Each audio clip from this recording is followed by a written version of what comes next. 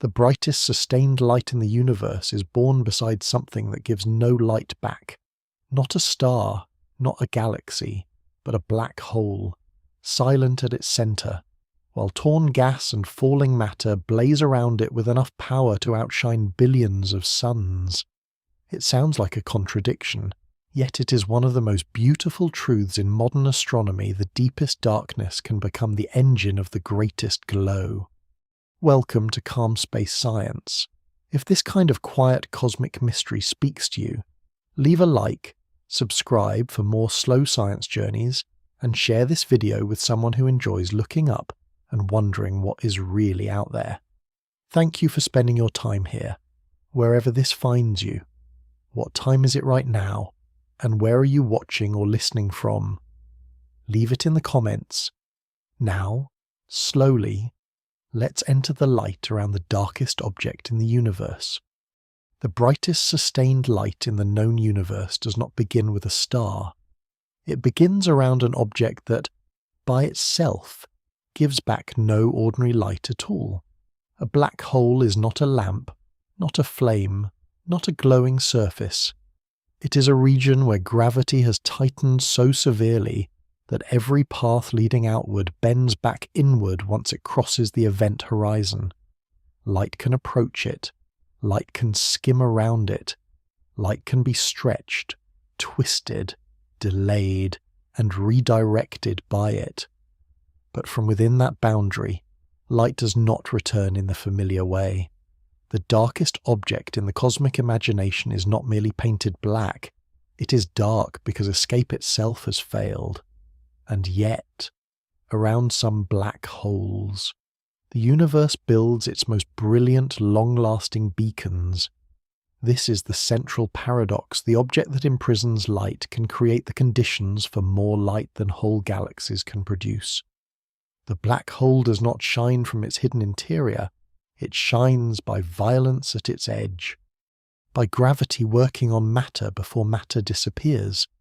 In that narrow region between orbit and loss, gas is crushed into motion, dragged into a disk, heated until it becomes incandescent, and made to release an enormous fraction of its energy as radiation. The darkness remains at the centre, but the surroundings burn with such intensity that distant galaxies can be drowned beneath the glare. A quiet black hole, alone and unfed, can remain almost invisible against the wider dark. It may curve the paths of nearby stars or distort background light, but it does not announce itself with a blazing surface. The drama begins when matter falls toward it. A star wanders too close. A cloud of gas loses balance. Dust and plasma from a galaxy's inner region are stirred by gravity and begin spiraling inward. Nothing falls straight down at first. Matter almost always carries motion around the black hole, and that motion forms a rotating structure known as an accretion disk. The disk is not solid. It is a storm of charged particles, magnetic fields, heat, pressure, and orbiting debris. Each part tries to follow its own path, but the inner regions move faster than the outer regions, and this difference creates friction and turbulence. Friction turns organized orbital motion into heat near a supermassive black hole. That heat can rise to levels where matter glows across the electromagnetic spectrum, from visible light to ultraviolet radiation and X-rays. Matter becomes so hot and dense that it radiates with a power far beyond ordinary starlight. The dark center remains hidden, but the disk becomes a brilliant ring of doomed material, shining precisely because it is losing its way inward. This is why black holes are not simply cosmic drains, they are engines. They convert falling matter into radiation with remarkable efficiency. A star shines because nuclear fusion in its core slowly transforms mass into energy. A feeding black hole shines because gravity strips energy from matter as it descends. The difference is that a black hole can do this on a scale set by the mass of an entire galactic core. When the black hole is supermassive, weighing millions or billions of times more than the Sun. The disk around it can become an active galactic nucleus. From far away, such a nucleus may look almost like a point, sharp and star-like, but its true nature is far larger and stranger. It is not one star. It is the central engine of a galaxy, made brilliant by matter falling toward a region from which no conventional signal can emerge. When the engine is especially luminous, it is called a quasar. The name comes from the appearance of these objects, which seemed nearly stellar in early observations, yet their redshifts showed that they were placed at immense distances. If something so far away still appears bright, then its true output must be staggering. A nearby candle can seem brighter than a distant city, but placed on equal terms, the city overwhelms the candle. Quasars are the distant cities of cosmic brightness, except each one can outshine the galaxy that contains it. Their light has travelled across so much space and time that it often reaches Earth as a message from an earlier universe, when galaxies were richer in unsettled gas and central black holes had more fuel available.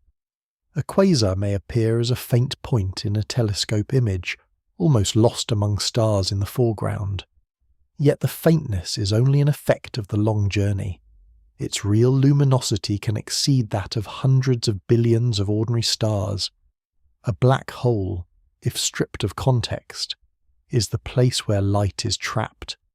A quasar is the sign that light is being released on the way to that trap. The blackness does not oppose the brightness in a simple way. It enables it. The energy comes from the deep gravitational well, from the steep slope that matter falls down before crossing the final boundary. The closer matter moves, the more energy can be extracted from its motion. Some of that energy heats the disk. Some may be carried by magnetic fields.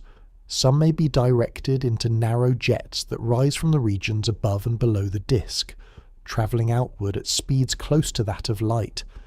It is a halo of consequence around an absence. Gravity does not rage. It follows geometry. Matter follows curved paths in space-time, losing energy, exchanging angular momentum, and heating as it descends. A black hole does not choose to eat. It simply exists as a region where the normal escape routes narrow and then close.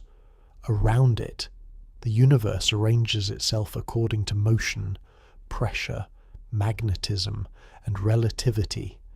The result can appear almost impossible: a dark boundary wrapped in a radiant disk, an invisible centre made known by a surrounding brilliance. The event horizon itself remains silent. No surface flares.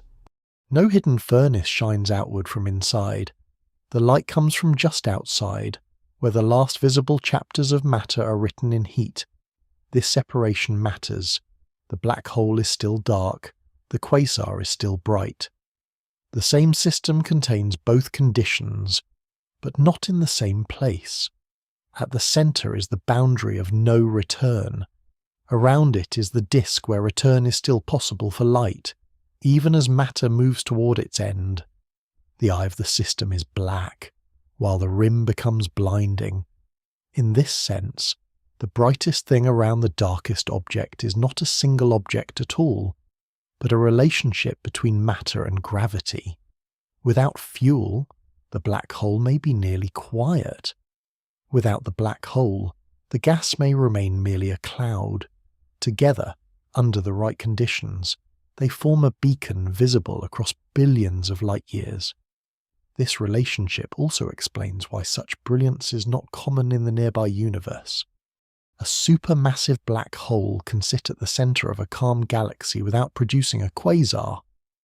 The Milky Way has such a black hole, known as Sagittarius A star, but it is currently modest in its activity. It does not have a massive steady river of matter falling into it at the rate needed to blaze like a quasar. The difference between silence and brilliance is not simply the presence of a black hole. It is the availability of fuel, the structure of the galactic centre, and the timing of cosmic history. Early galaxies collide and merge more often. Gas flows inward. Central regions become crowded and unstable. In such environments, black holes can feed intensely, and the universe can light its deepest furnaces. Later, when fuel thins and orbits settle, the same dark engines may fade into quietness. The darkness remains, but the surrounding fire goes out. This makes quasar light feel like both a signal and a fossil. The light reaching Earth from many quasars begins its journey when the universe is younger, when galaxies are still building themselves, when giant black holes are growing rapidly inside bright, chaotic cores. By the time the signal arrives, the quasar that sent it may have changed, weakened, or vanished into a quieter state. The beam is not false, but it is delayed. It is a real brightness from an old chapter. In that delayed glow, the paradox deepens again. The darkest object creates a light so powerful that it can outlive its own active age as a travelling wave through space. A black hole marks the limit of escape, yet the matter around it sends evidence across the universe long after the local fire may have faded. The brightest sustained light is therefore not only around darkness, it is shaped by darkness, timed by darkness, and remembered because of darkness. The great beacon is not an answer that erases the black hole. It is a sign that the edge of no return can be one of the most radiant places the universe allows. Before the brightest thing can be named, brightness itself has to be made fair. The sky does not offer fairness naturally. It gives the eye a mixture of distance, size, colour, dust, motion, and atmosphere, all folded into a single impression of light.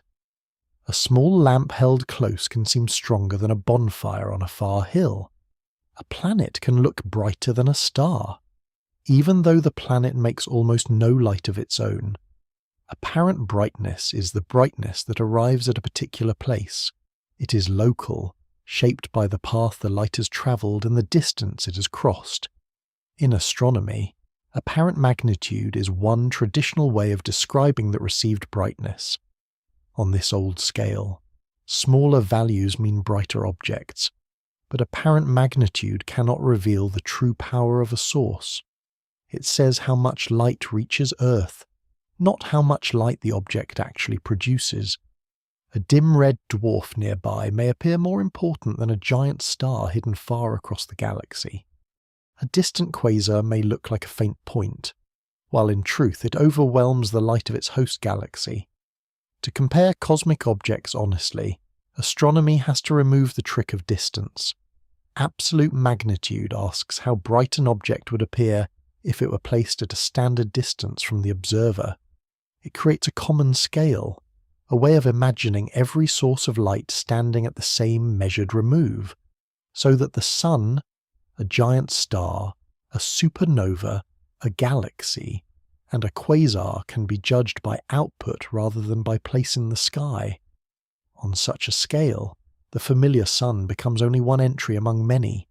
It is enormous beside Earth, overwhelming in daily life, and powerful enough to drive weather, oceans, photosynthesis, and climate. Yet by stellar standards it is steady rather than extreme.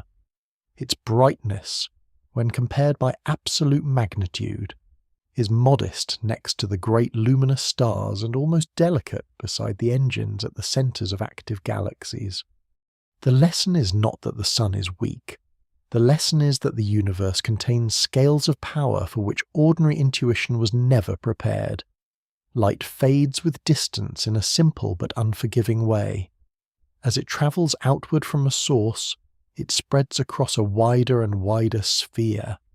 The same energy must cover more area, at twice the distance. The light is not half as intense. It is spread over 4 times the area. At 10 times the distance, it is spread over 100 times the area. This means distance can disguise power with astonishing ease. A star many thousands of times brighter than the sun can appear faint if it lies far enough away. A quasar can appear as a modest speck because its light has crossed billions of light years before reaching a telescope. The sky is therefore not a simple display of cosmic importance. It is a layered map of arrival. Each point of light has been filtered through distance and time. Some nearby stars look bold because they're close. Some remote objects look faint because space has diluted their light. The same principle explains why the search for the brightest thing in the universe cannot begin by looking at the brightest point in the night sky. That point may only be the nearest, or the least obscured, or the one whose light arrives along a clearer path. A fair comparison requires a different question. Not what appears brightest from Earth, but what produces the most sustained light in itself. The answer changes as the comparison becomes more careful. Stars are natural first candidates because they are the ordinary engines of visible light. They burn through nuclear fusion, joining lighter elements into heavier ones and releasing energy from their cores. The Sun does this steadily, and its light seems immense because Earth is close to it. Other stars are far more luminous. Massive blue stars can pour out millions of times more energy than the Sun, burning hot and fast, living short lives because their brilliance spends fuel rapidly. Yet even these extreme stars are still individual stellar bodies. Their brightness comes from fusion inside a single star. They can outshine the Sun by staggering margins, but they do not usually outshine entire galaxies. To climb higher on the scale, the comparison must move beyond steady stars and look at events and systems that release energy through different mechanisms. A supernova can briefly rival the light of a galaxy as a dying star tears itself apart, or a compact stellar remnant triggers a runaway explosion. Gamma-ray bursts can release enormous energy in narrow beams over short periods, creating some of the most intense electromagnetic flashes known. These are brilliant, but they are not sustained in the same way. They are eruptions, not long-burning beacons. Their power is measured in suddenness. A quasar is different. It is not a single star, and it is not merely an explosion. It can shine for millions of years while a supermassive black hole feeds. Its brightness is not produced by fusion at the heart of one star, but by gravitational energy released from matter falling into the deep central well of a galaxy. This distinction between momentary brilliance and sustained luminosity is essential. A flash may exceed nearly everything for a heartbeat of cosmic time. A quasar can remain visible across ages of galactic evolution.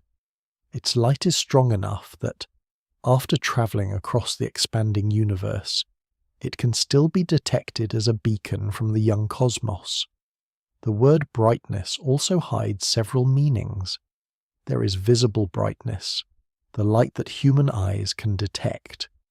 There is total luminosity, which includes radiation outside the visible band infrared, ultraviolet, X-rays, radio waves, and gamma rays. The universe does not shine only in human colours.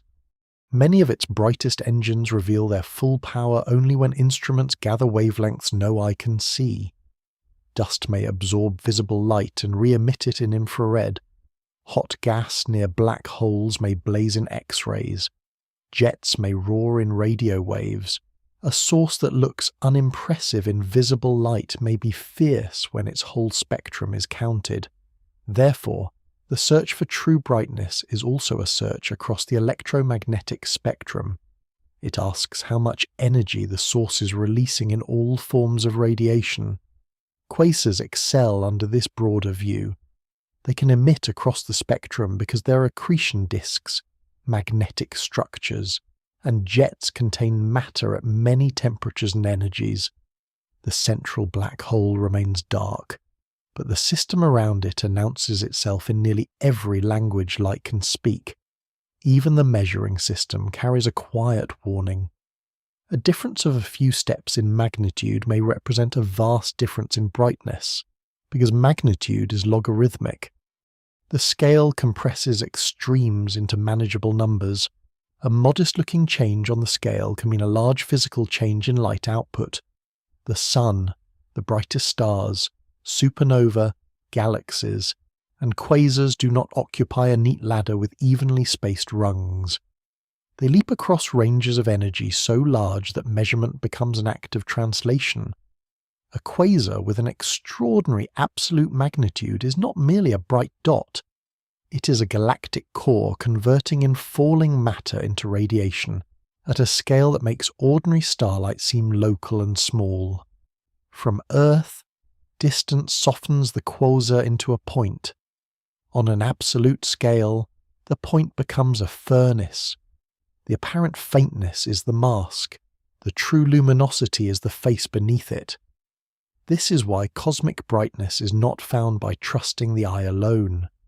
The eye is bound to Earth, to atmosphere, to distance, to visible wavelengths, and to the present moment of arrival.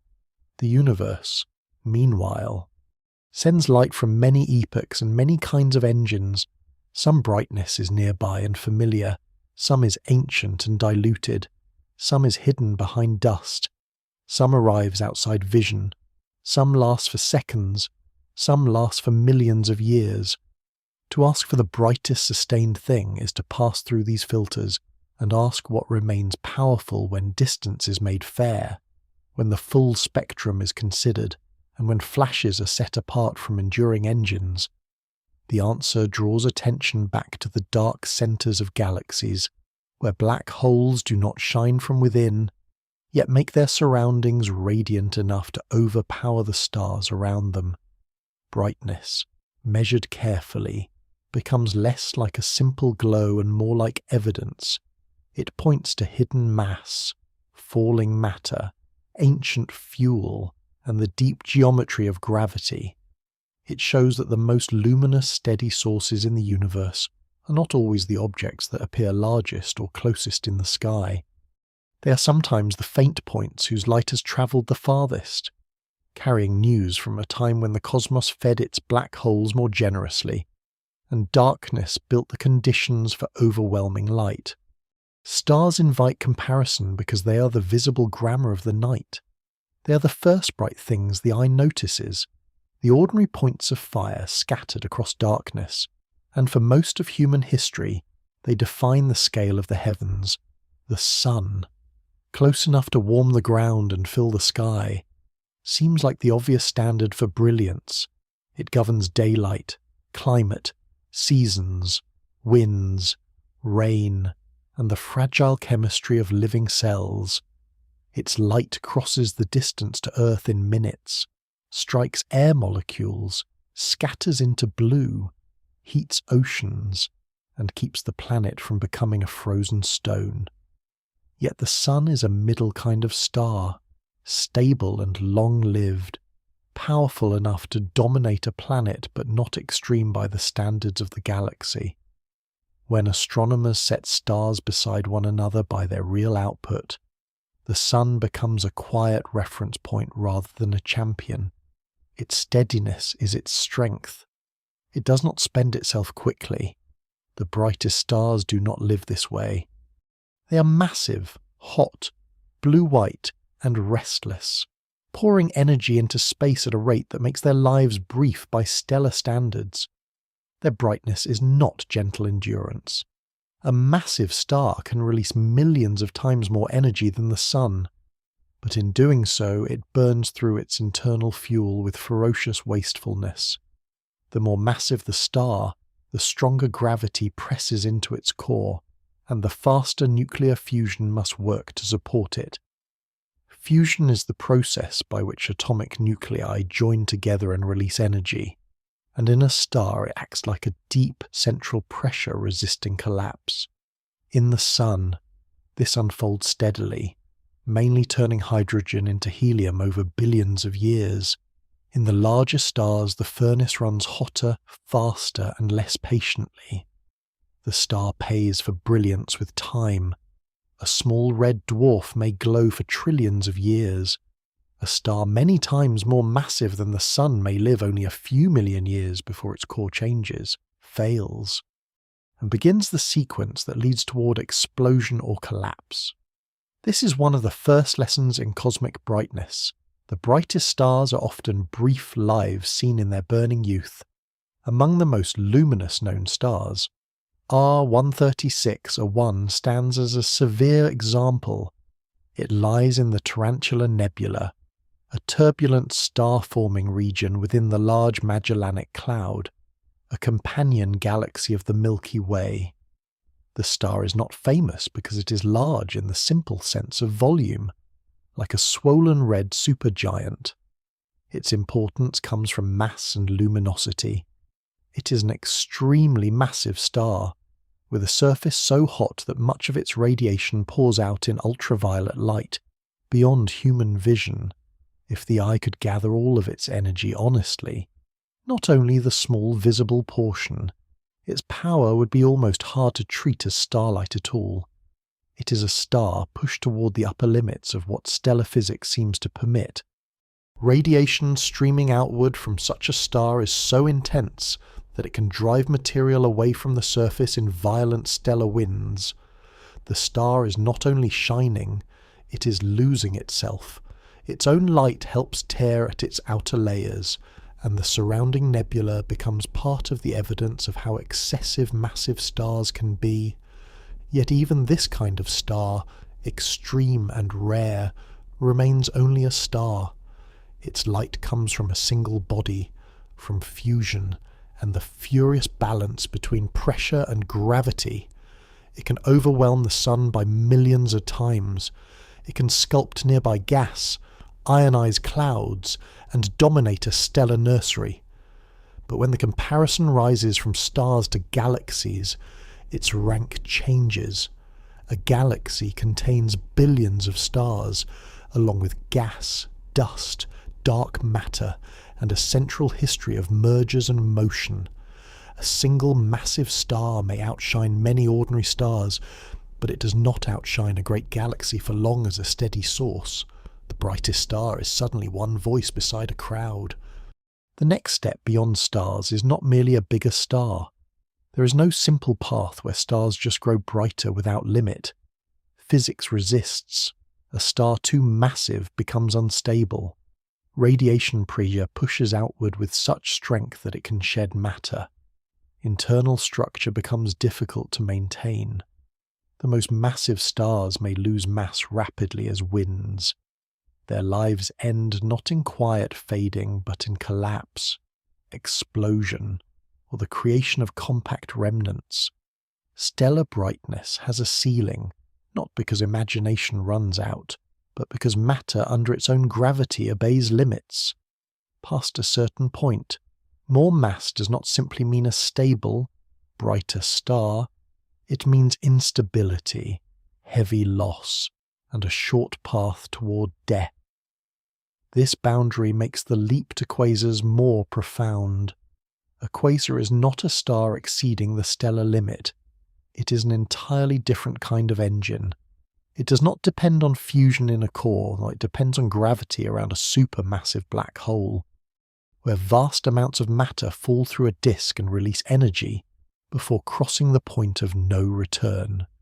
In a massive star, gravity and fusion struggle inside one sphere. In a quasar, gravity commands a region larger than a solar system, and often larger than the central structure of a galaxy. The fuel is not the hydrogen core of one star, but gas, dust, and sometimes disrupted stars drawn inward over immense scales. The star shines because it resists collapse. The quasar shines because matter fails to resist falling. One is a sustained balance, the other is a luminous surrender. Both are shaped by gravity, but in opposite ways. When the brightest stars are set beside active galactic nuclei, their brilliance becomes a local kind of greatness.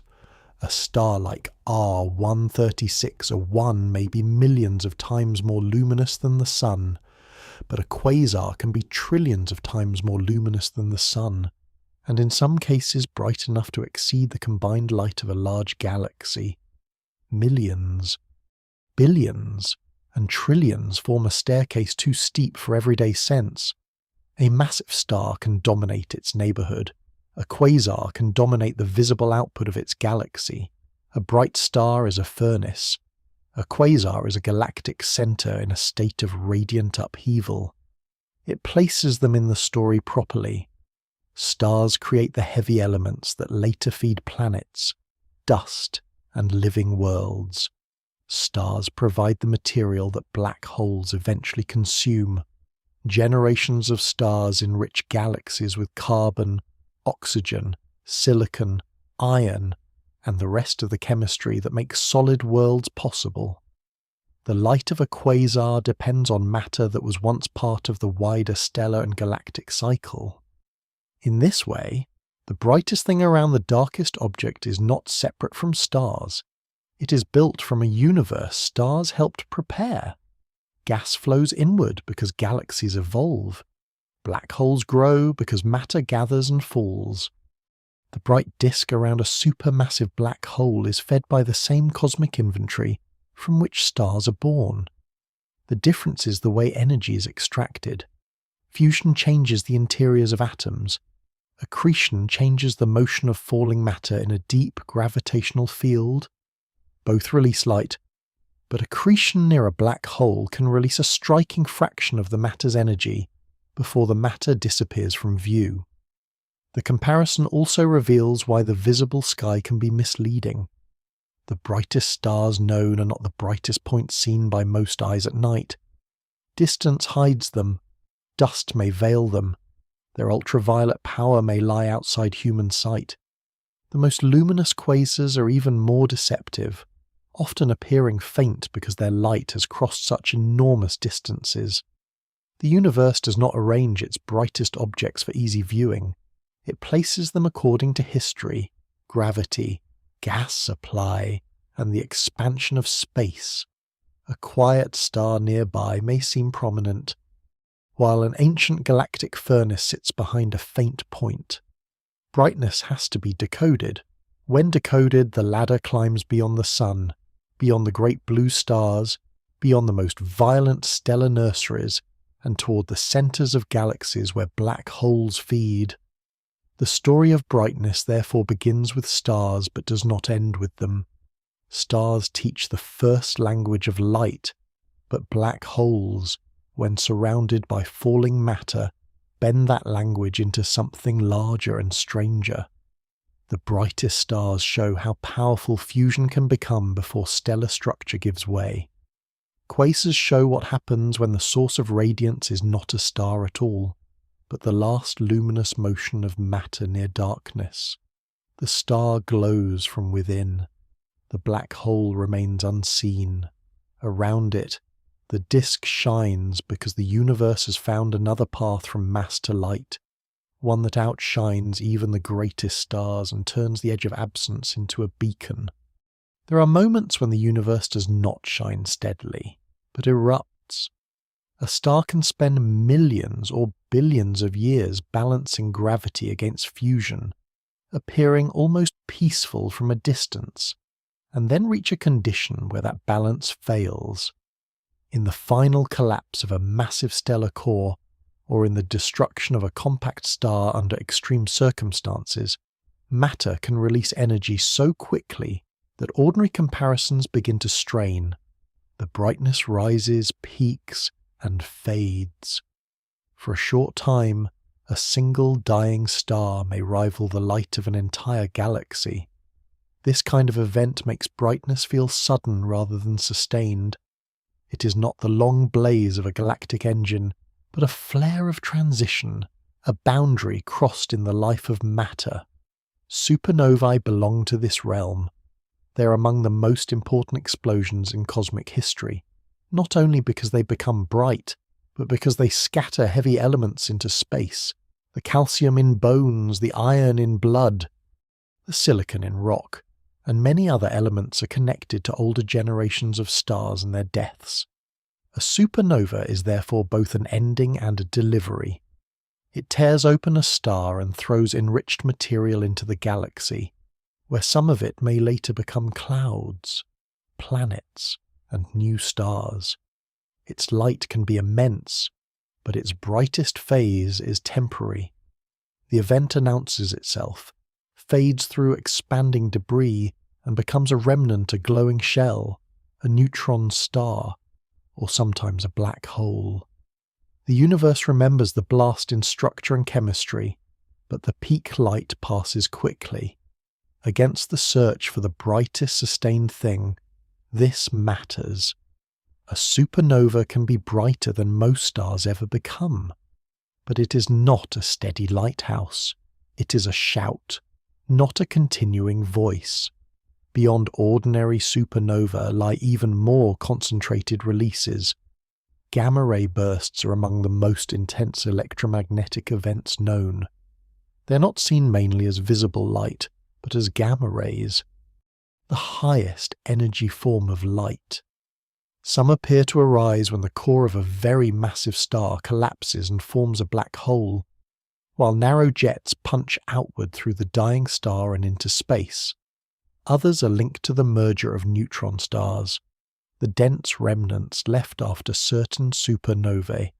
In both cases, the energy can be focused into beams.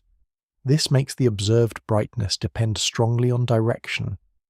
A beam pointed toward Earth can look overwhelming, not because the explosion sends equal power in every direction, but because a large amount of energy is aimed along a narrow path.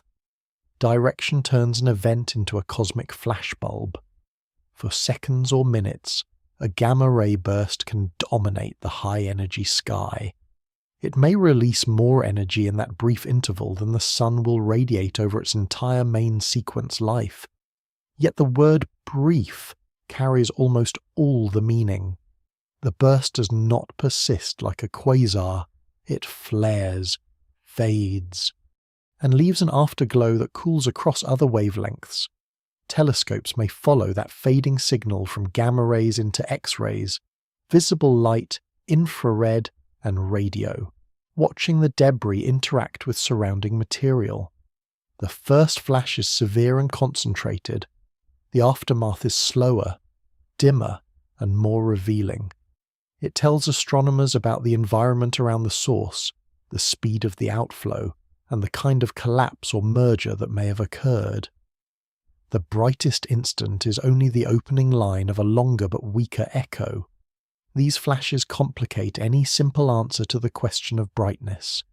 If the question asks for the most intense moment, then gamma-ray bursts belong near the top. If it asks for the most luminous visible event, certain supernovae and related stellar explosions become strong candidates. If it asks for a long-lived beacon, the answer shifts again toward active galactic nuclei. Duration changes the hierarchy. A spark can be hotter than a lamp, but it does not light a room for long.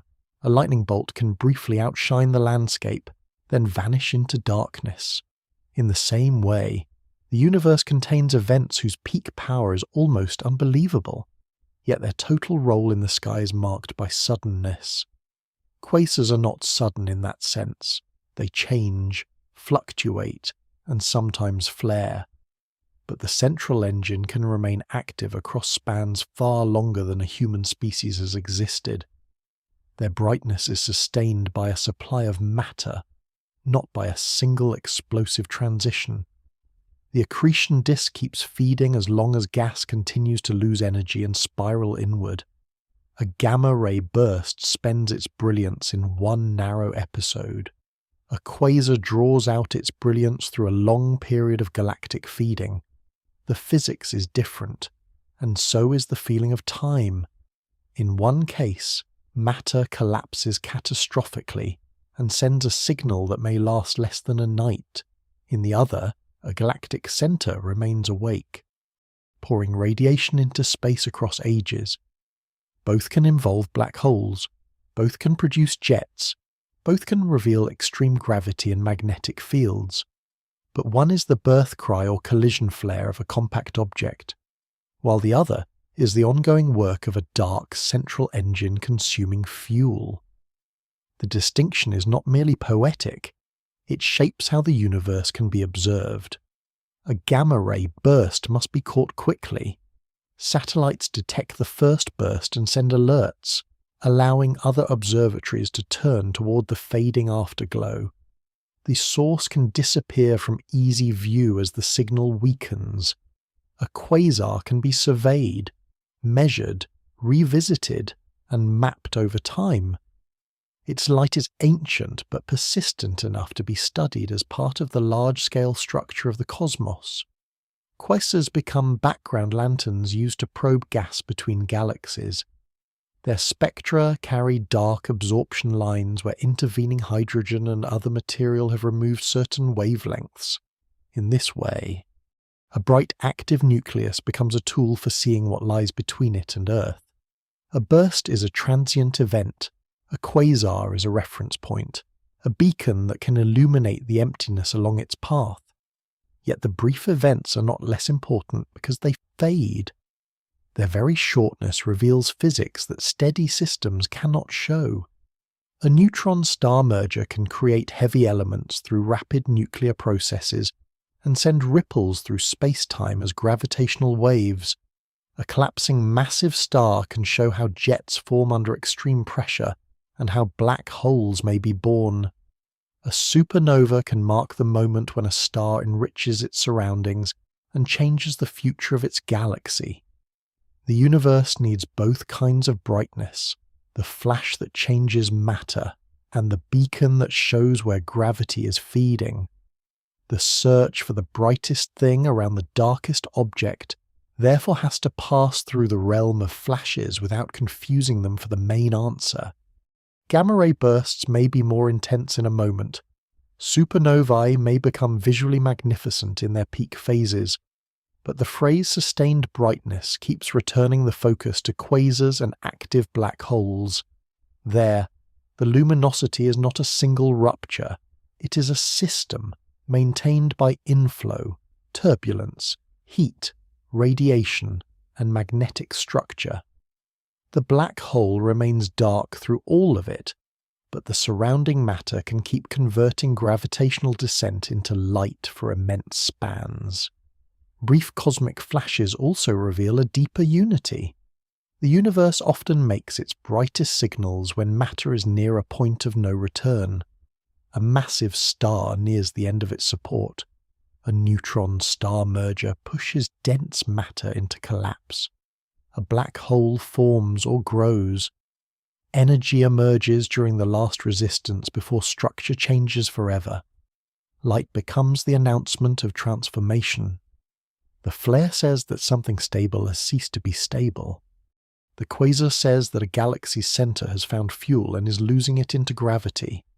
In both, brightness appears near danger, but not in the language of fear. It appears as a physical trace of energy being rearranged. A calm star shines because it maintains order. A burst shines because order breaks. A quasar shines because matter is guided into a deep gravitational fall without immediately vanishing.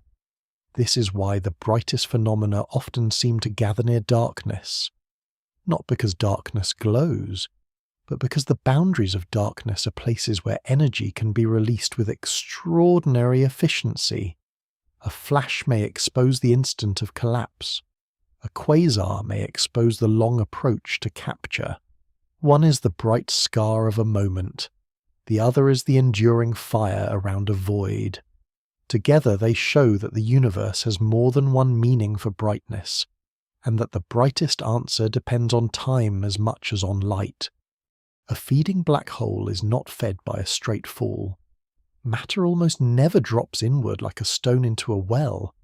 It arrives with sideways motion, inherited from the galaxy, from the orbit of a star, from the swirl of a gas cloud, or from the long memory of a collision between systems of stars. That sideways motion matters.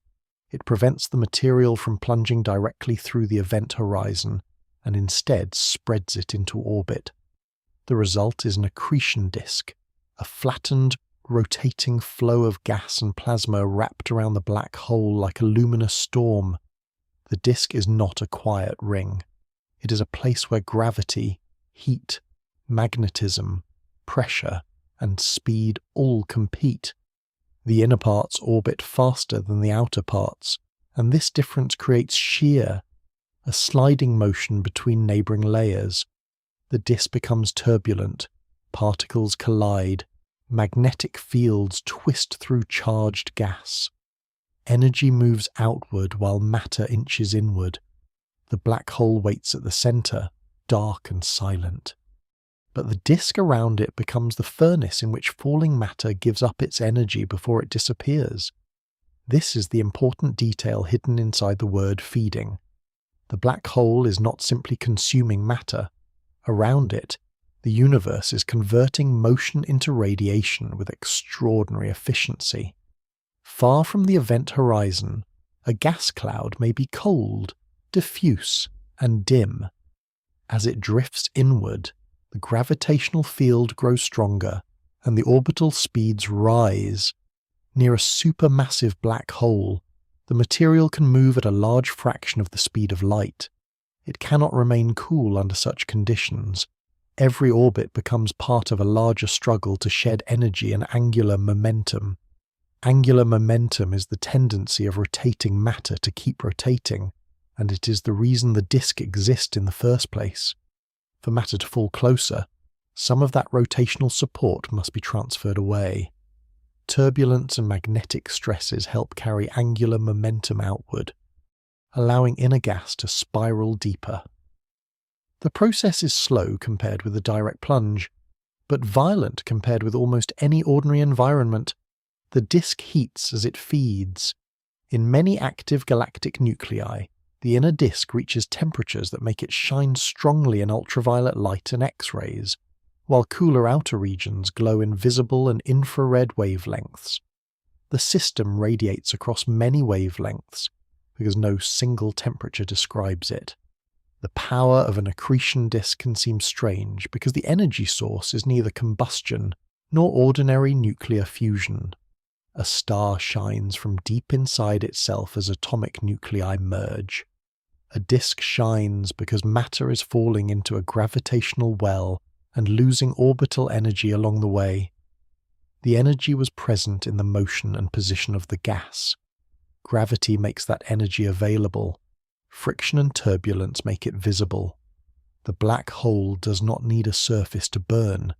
It needs only a deep enough well, a supply of matter, and a way for the matter to give up energy before crossing the horizon. In some cases, accretion can transform mass into outgoing radiation more efficiently than fusion in an ordinary star. This does not mean the black hole itself is glowing. It means the path toward the black hole is bright. The event horizon remains the boundary from which familiar light cannot return.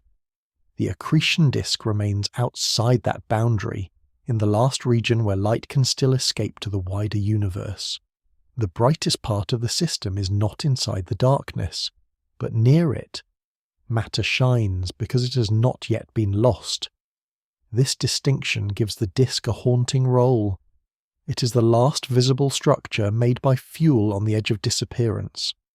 A star that comes too close to a black hole can be torn apart by tidal forces, the difference in gravity between the near side and far side of the star. Around a supermassive black hole, this process can stretch stellar material into a long stream. Some of the material may be thrown away, while some falls back and joins the forming disk. Such events can create bright flares, but quasars require something larger and steadier, a continuing inflow of gas from the central regions of a galaxy. Galactic mergers can disturb orbits and drive gas inward. Bars, spiral structures, and gravitational encounters can also help move material toward the center. The black hole may be small compared with a galaxy, but the galaxy delivers the fuel. When enough gas reaches the inner region, the disk becomes a brilliant surface of transformation.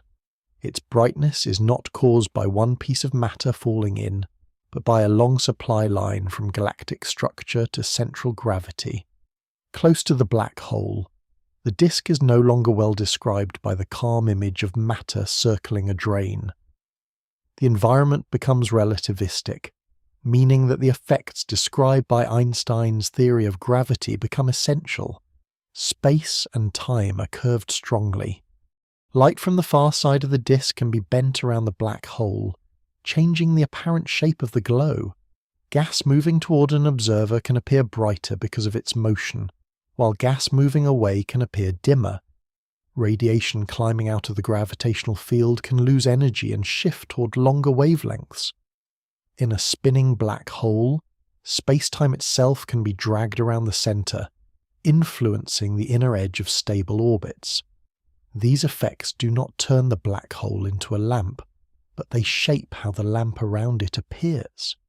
The disk becomes a natural laboratory where gravity is not a weak background force but the main architect of light. Its appearance carries information about the mass of the black hole, the rate at which matter falls in, the viewing angle, the magnetic fields, and the structure of the surrounding gas. A quasar is bright, but its brightness is not simple. It is written by many processes layered together, above and below the disk. Magnetic fields may guide some of the energy into jets, but the disk itself remains the central reservoir of radiance. In its densest regions, gas can be so optically thick that light has to scatter many times before escaping. In thinner regions, hot electrons can boost lower energy light into X-rays.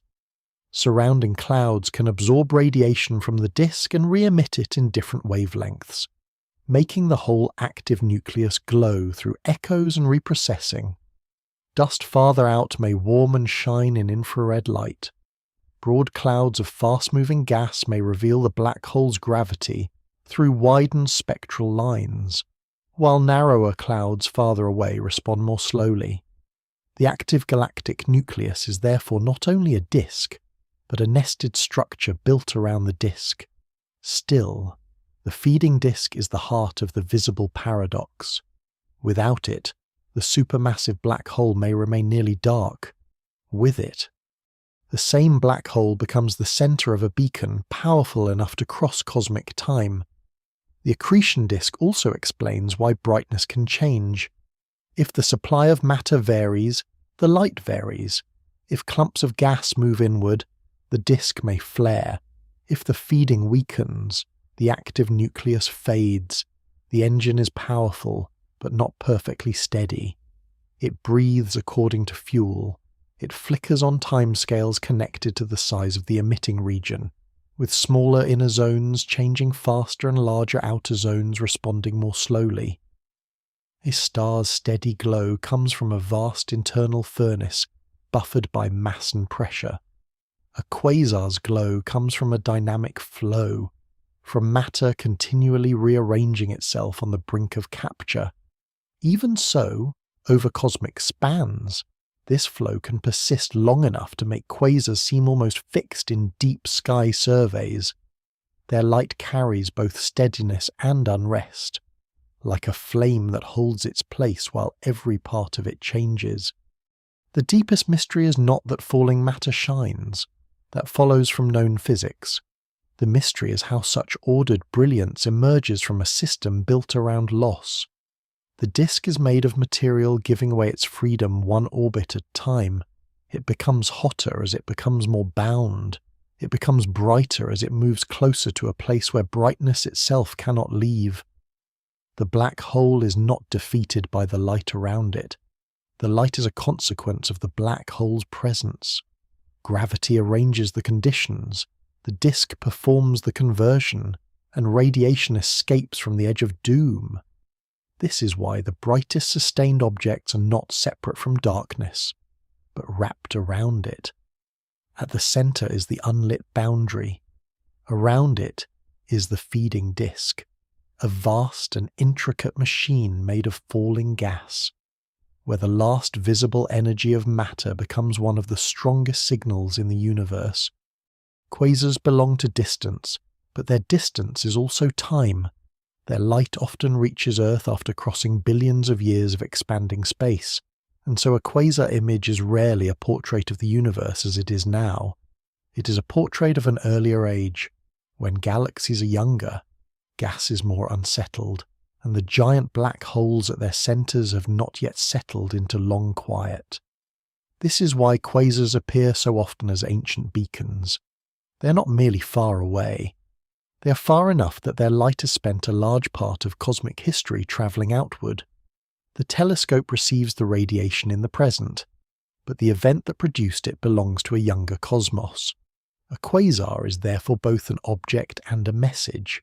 It shows a galactic centre in the act of feeding, while also showing a time when such feeding is more common. The brightness is not only a matter of power, it is a clue about the era in which the power is produced. In the nearby universe, many large galaxies still hold supermassive black holes. The Milky Way has one, Andromeda has one, many quiet galaxies have them. But most of these central black holes are not shining as quasars because they are not being fed at the necessary rate. They sit in galaxies where much of the easy fuel has already been used, expelled, heated, locked into stars, or stabilized into orbits that do not plunge inward. In the earlier universe, the situation is different. Galaxies are still forming and merging more frequently. Gas is abundant. Structures are less settled. Gravitational encounters disturb disks and drive material toward galactic centers. The dark engines have fuel, and fuel changes everything. A black hole that might otherwise remain hidden becomes visible through the fire of its accretion disk. When the feeding becomes strong enough, the galaxy's center outshines the galaxy's stars, and a quasar is born. This does not mean that every early galaxy becomes a quasar, or that every quasar shines in the same way. The conditions must align. A large central black hole must exist or be growing. Gas must find a way inward across enormous distances. Angular momentum must be removed. The accretion flow must become hot and efficient. Dust and gas around the nucleus may hide some directions while leaving others clearer. The shape of the disk, the orientation of the system, and the behavior of magnetic fields all influence what escapes. Still, the broad pattern remains. Quasars reveal a period when the universe builds galaxies and black holes together. The active nucleus is not separate from the galaxy. It is one of the ways the galaxy changes itself. Matter falls inward, radiation streams outward, winds may push gas away, and jets may inject energy into regions far beyond the central disk. A quasar can help regulate its surroundings. It may brighten because gas is falling in, then make further feeding harder by heating or expelling gas. Growth and resistance happen in the same system.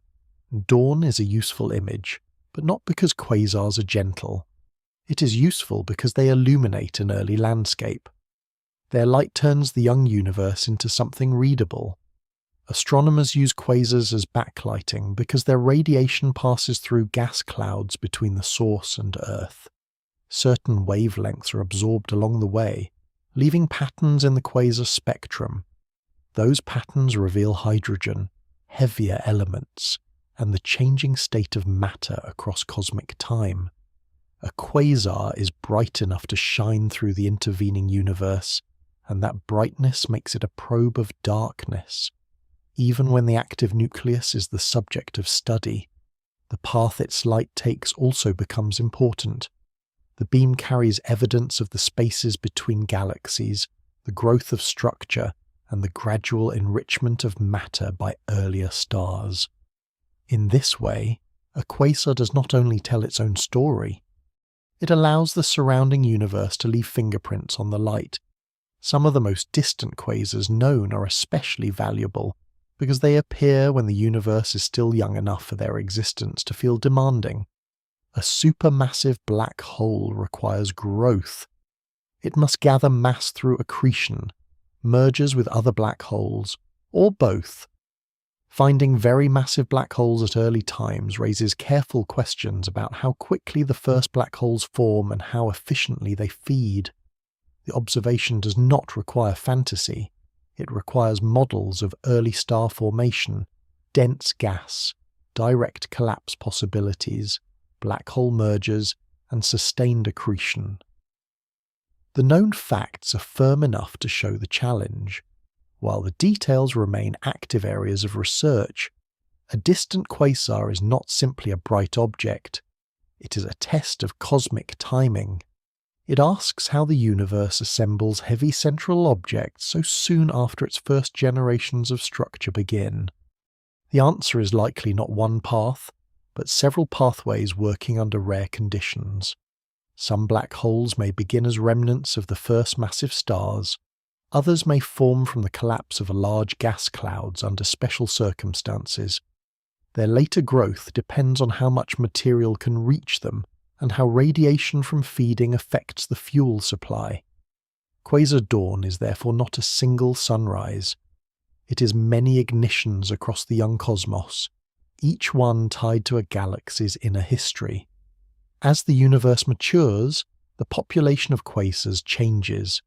The peak era of quasar activity lies in the past, when the cosmic supply of cold gas and the frequency of galactic interactions make active feeding more common. Later, many galaxies become calmer. Star formation declines in large systems. Gas becomes hotter, more diffuse, or less able to fall inward. Supermassive black holes remain. But the brilliant quasar phase often ends. The engine is not destroyed, it is underfed. This gives many quasars a ghostly quality from Earth. The light arrives after the active phase may already be over at the source. The galaxy that emitted the beam may now be different, its central black hole heavier and quieter, its fuel spent or scattered. The observed quasar is real, but it is not current in the everyday sense. It is a preserved brightness moving through space. Looking at it means seeing a past state that no longer has to exist in the same form. The expansion of the universe adds another layer to this ancient light, as space itself stretches during the journey. The light from distant quasars is red-shifted. Its wavelengths grow longer. Radiation that began in ultraviolet light may arrive as visible or infrared light. Redshift is not only a color change, it is a measure of cosmic expansion across the path the light has traveled. The greater the redshift, the farther back in time the source is generally seen. This makes quasar light part of a larger cosmological record. The object shines because of local physics near a black hole, but the light arrives carrying the signature of the universe's expansion. A compact active nucleus becomes connected to the scale of all space. The smallest visible region of a galactic core and the largest history of the cosmos meet in the same signal. That meeting is one reason quasars are so powerful scientifically. They are not just extreme engines. They are mile markers across deep time, yet their own nature remains grounded in the same paradox. The quasar is bright because a black hole is dark and deep enough to extract enormous energy from infalling matter before that matter vanishes. In the early universe, this process happens more often because galaxies are rich in the disorder that supplies fuel. Darkness becomes active when structure is young and unsettled.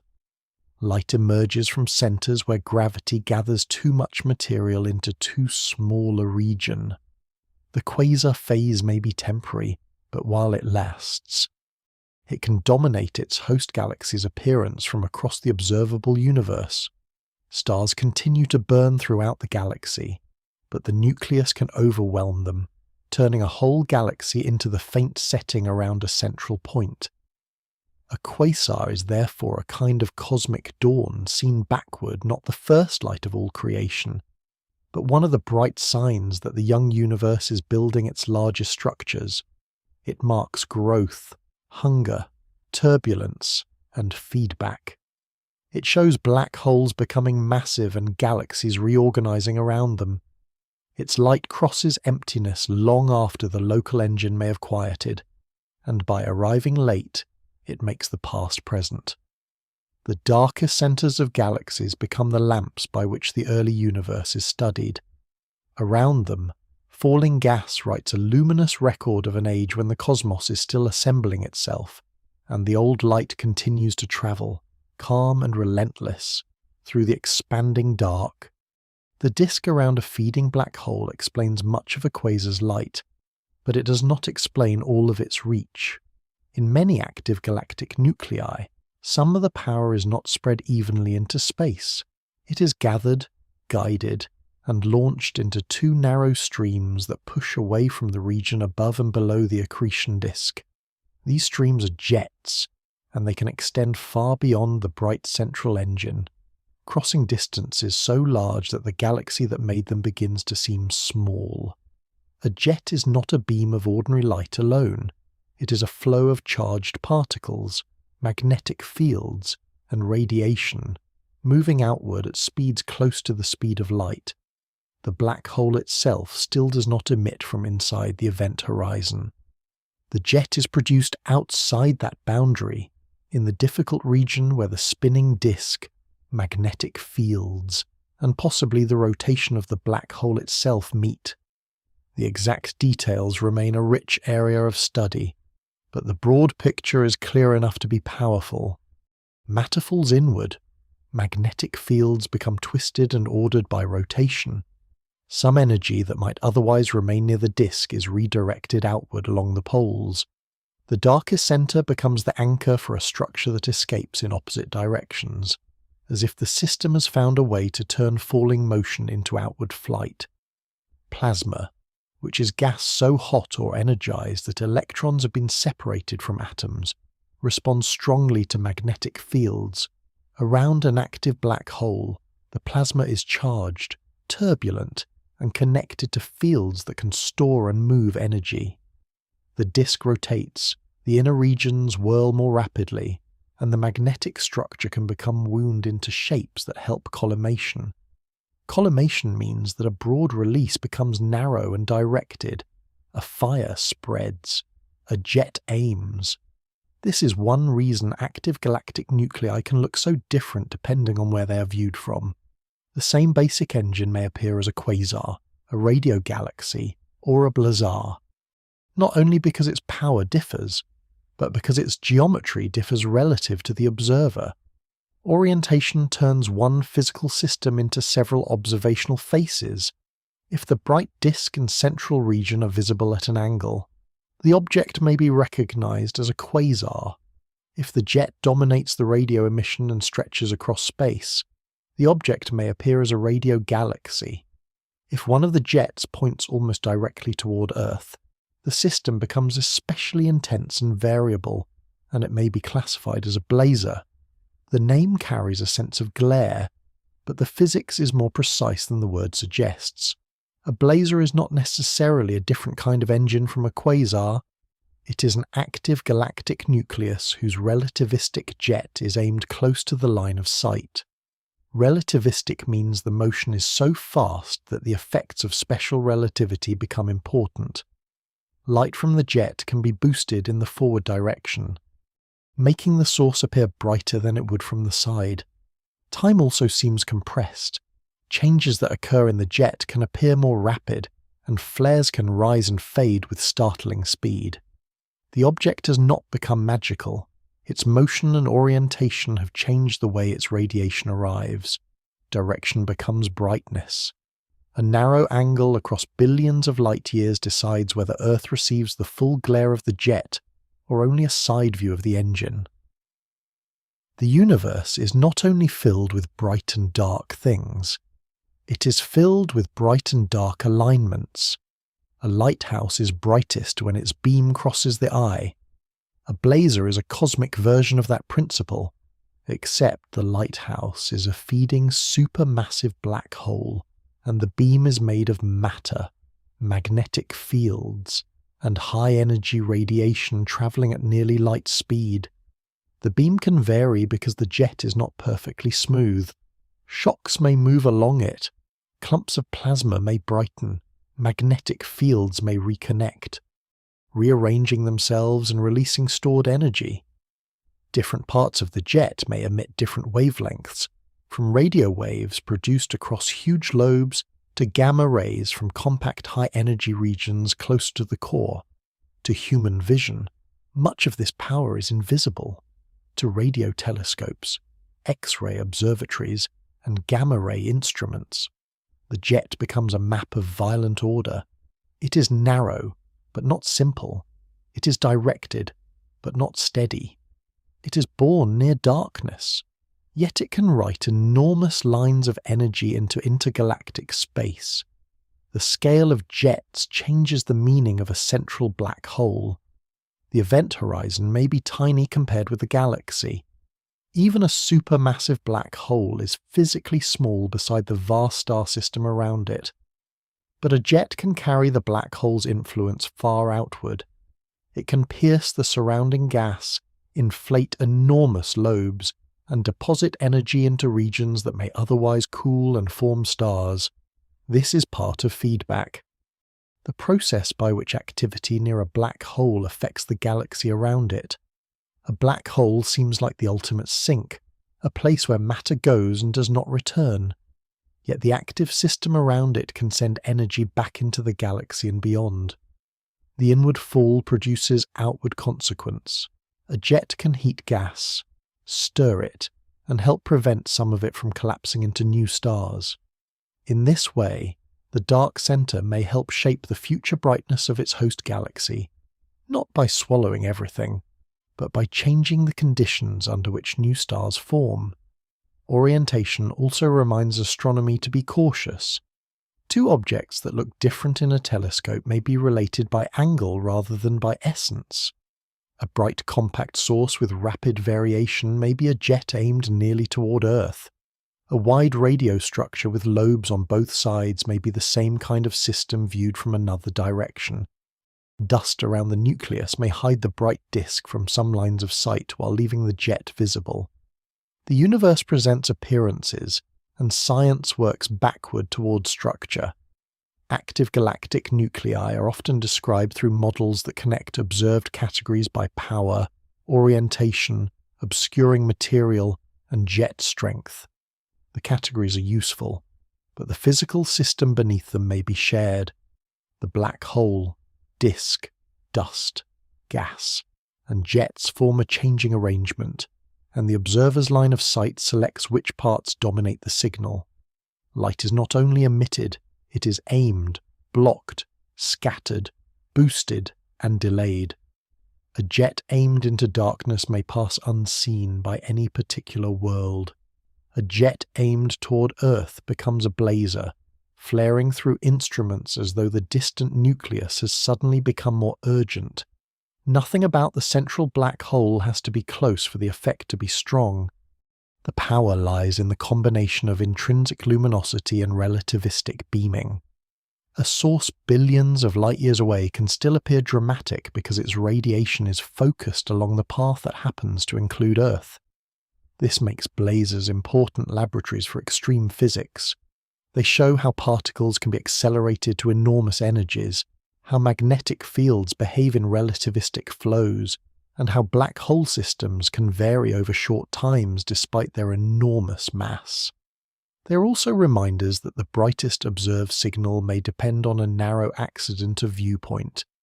A quasar viewed from the side and a blazer viewed down the jet are not separate mysteries. They are related answers to the same question of how darkness makes light escape in specific directions. The jets themselves do not violate the darkness of the black hole. They do not come from inside the event horizon. They are the result of conditions outside it, where matter and fields remain able to communicate with the universe. This matters because it preserves the paradox without turning it into a contradiction. The black hole stays black. The disk shines. The jet escapes. The center traps light, while the surrounding structure launches energy into space. Around the darkest object, brightness is not only produced, it is organized. Some of it spreads from the disk, some is absorbed and re-emitted by dust, some is hurled into narrow channels that may stretch across galactic distances. The active nucleus becomes a machine of direction, sending power into the void, while the central boundary accepts everything that crosses it. In that arrangement, darkness is not the end of the story. It is the axis around which the story turns, and the jets are the long bright lines drawn outward from that hidden centre. A shadow feels like the simplest kind of darkness. Something blocks light, and behind it a darker shape appears. The mind expects the centre of that shape to be the deepest part, because the centre seems most protected from the source. The edges may soften, they may blur, they may fade outward into the surrounding brightness, but the middle, at first glance, belongs to darkness. Light appears absent there, yet the behaviour of light is not always obedient to first impressions. Under special conditions, the centre of a shadow can hold a bright point. This small point is not a mistake in the surface, not a reflection from the object, and not a leak in the experiment. It is a consequence of light acting as a wave.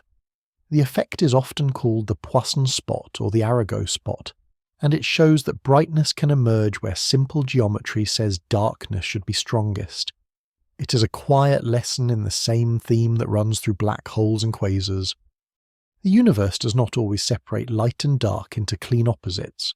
Sometimes darkness is edged, shaped, or completed by light. The ordinary shadow begins with straight-line thinking. If light travels from a source to a screen and an object stands between them, then the object should block the rays that would have reached the screen. A sharp point source of light and a sharp object would seem to create a hard-edged shadow. In daily life, the edges are usually soft because most light sources are not perfect points. The sun is wide in the sky. A lamp has a glowing surface. Light from one side of the source can reach places that light from the other side cannot, creating partial shadow around the full shadow. This region is called the penumbra, and it explains much of the blur around shadows. But diffraction is something deeper. Diffraction is the bending and spreading of waves as they pass near an edge or through an opening. Water waves curl around a barrier. Sound diffracts, which is why a voice can be heard around a corner. If light is a wave, then it too should bend around obstacles. Not because the obstacle lets light through, but because the wavefront changes shape as it meets a boundary. This idea once carried enormous weight, because it challenged the older view of light as particles moving in straight paths. In the early 19th century, the debate over light's nature touched the foundations of physics. Augustin Fresnel developed a wave theory of diffraction, describing how light waves could interfere with one another after being disturbed by edges and obstacles. Interference is what happens when waves overlap. If crests meet crests, they reinforce and become brighter. If crests meet troughs, they cancel and become dimmer. From this wave picture came a prediction that seemed absurd to one of its critics, Simeon Poisson. Behind a perfectly round object, exactly along the central line of the shadow. Light bending around all edges should travel equal distances to the centre. Because those waves arrive together, they should reinforce. The result would be a bright spot in the middle of the shadow.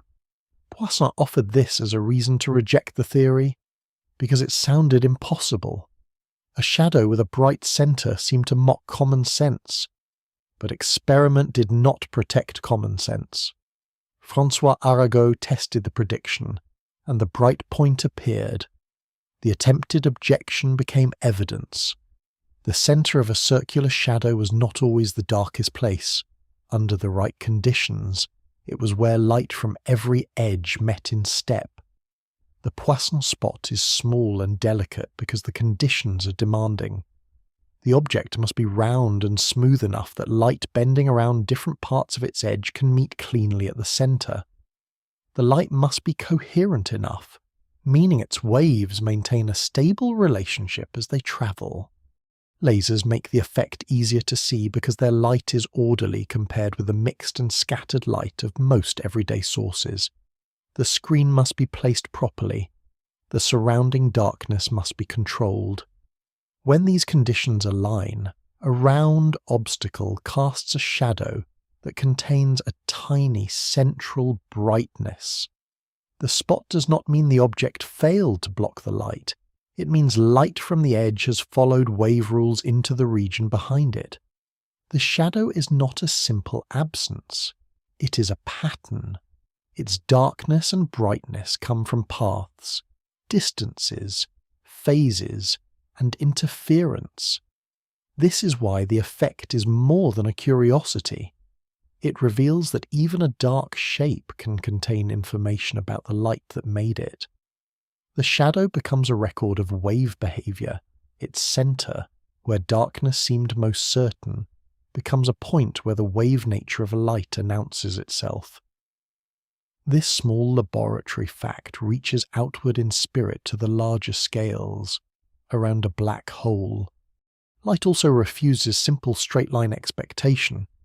Gravity bends the paths of light, not by pushing it in the usual sense, but by curving space-time itself. A beam passing near a massive object follows that curvature, and around a black hole the bending can become extreme. Light from behind the black hole may curve around it. Light from the far side of an accretion disk may be redirected toward an observer. The visible structure can become warped, brightened, and doubled by gravity. The event horizon remains dark, but the region around it does not behave like an ordinary shadow on a wall. It is shaped by curved geometry. In the image of a black hole's shadow, the dark central region is surrounded by emission from hot matter, while gravitational bending helps determine the size and form of what is seen. This is not the same process as diffraction around a small sphere, but the conceptual rhyme is strong. Darkness is not merely where light is missing. It can be where light paths have been rearranged, where wave motion or curved space-time creates patterns that would not appear under naive straight-line thinking. The brightest part of a shadow and the brightest disk around a black hole both disturb the instinct that darkness is simple. The Poisson spot shows light bending around an obstacle and meeting at the center. A quasar shows matter heating around a black hole and releasing radiation before it falls beyond escape. In each case, the dark region is not isolated from the physics around it. The boundary matters. The shape matters. The paths matter. Light is not just present or absent. It has phase, wavelength, direction, energy, and history. A shadow on a screen may contain rings, fringes, and bright points if the setup is precise enough. A black hole may be surrounded by a bright accretion disk, bent arcs, and jets if the feeding and magnetic structure are powerful enough. Both systems turn the edge of darkness into a place of meaning. The edge is where prediction becomes subtle. Straight lines fail. Simple opposites weaken. A hidden order appears where darkness first seemed plain. There is also a difference that sharpens the comparison. The Poisson spot does not make the obstacle bright. The round object still blocks the direct beam. The bright point forms because light travels around it. Likewise, the quasar does not mean the black hole itself is shining from inside. The event horizon still marks the end of ordinary return. The light comes from outside, from the disk, the jet, and the surrounding gas. In both examples, brightness near darkness must not be misunderstood as brightness from the dark center itself. The center remains what it is. The pattern around it reveals the laws that govern the approach. This caution is one of science's most useful habits. It keeps wonder from becoming confusion. It allows a bright center in a shadow to be wondrous without being magical, and a brilliant quasar around a black hole to be astonishing without making the black hole less black. The paradox survives because it is precise. Light can gather in the middle of a shadow because it is a wave. Light can pour from the neighborhood of a black hole because matter outside the horizon is violently energized. The facts are stranger than the first guess, but they are structured. The small bright spot behind a sphere and the immense radiance around a supermassive black hole Both teach that darkness is often a surface feature of a deeper process. What looks empty may be the meeting place of waves. What looks like an abyss may be surrounded by the last brilliant motion of matter. A shadow may carry a bright point at its heart, and a black hole may wear a crown of radiation bright enough to cross the observable universe. In both cases, the universe asks for more careful seeing. Sometimes brightness waits in a shadow, or just outside the darkest boundary, where light has taken the long path and arrived with hidden rules intact. Space near the sun is filled with sunlight, yet it looks black. This seems, at first, like a contradiction. At Earth's distance, sunlight is intense enough to define day itself. It enters the atmosphere and turns the sky into a pale blue dome. But beyond the atmosphere, even in full daylight, the background remains dark. An astronaut above the air can see a sunlit spacecraft, a glaring Earth, and a black sky in the same view. On the moon, the ground can be harshly lit by the sun while the sky overhead stays black. The difference is not that sunlight has vanished. The difference is that there is almost nothing there to scatter it into the eye. Light crossing empty space is not automatically visible from the side. It becomes visible when it enters an eye, or when it strikes matter and is reflected, absorbed, scattered, or re-emitted. A beam passing through a clean vacuum can travel in silence, bright in energy but invisible along its path. Earth's daylight is therefore not simply sunlight, it is sunlight given a place to spread. The atmosphere is the key. Air seems transparent, but it is filled with molecules, aerosols, and... When sunlight enters this mixture, it does not travel only in straight lines to the ground. Some of it is scattered in many directions. Scattering means that light interacts with particles and is redirected. The smallest molecules in the air scatter shorter wavelengths of visible light more strongly than longer wavelengths, which is why the clear daytime sky appears blue. Blue light is not painted on the atmosphere. It is sunlight redistributed by the molecules through which it passes. The sky glows because air itself becomes a vast, thin, illuminated veil. Each small molecule sends a little sunlight sideways, and the combined effect fills the dome above Earth with brightness. Without this scattering, the sun would still shine, the ground would still be lit, and shadows would still fall. But the sky between the sun and the stars would be dark. Earth's atmosphere turns the path of sunlight into a visible environment. Space lacks such a thick veil. It is not perfectly empty, but compared with the atmosphere it is profoundly thin. There are atoms, ions, dust grains, magnetic fields, cosmic rays, and traces of gas between planets and stars. There's the solar wind, a stream of charged particles flowing outward from the sun. There are clouds of interstellar matter and faint dust spread through the galaxy. But the density is so low that most sunlight travels enormous distances without hitting anything. With so little material to redirect it, the space around the beam stays black. The sun can flood a region with radiation, yet the darkness remains because brightness is not only a question of how much light exists, it is also a question of where that light is sent. Light travelling past an observer does not announce itself unless some of it enters the observing instrument. In air, scattering continually sends sunlight into countless directions, so the sky itself appears luminous. In space, the light mostly continues onward, and the background retains the look of absence. This explains why the moon, despite being near the same sun as Earth, has no blue daytime sky. The moon has no substantial atmosphere to scatter sunlight. Its surface can be brilliant where the sun strikes it, and its shadows can be sharply dark because there is no thick air to soften them with scattered light. The lunar sky remains black during the lunar day, not because the sun is weaker there, but because there is no air to fill the overhead darkness with redirected light. The contrast can be severe. On Earth, even a shadow outdoors may receive light from the entire bright sky. On the Moon, a shadow receives much less scattered illumination, though reflected light from nearby ground can still matter.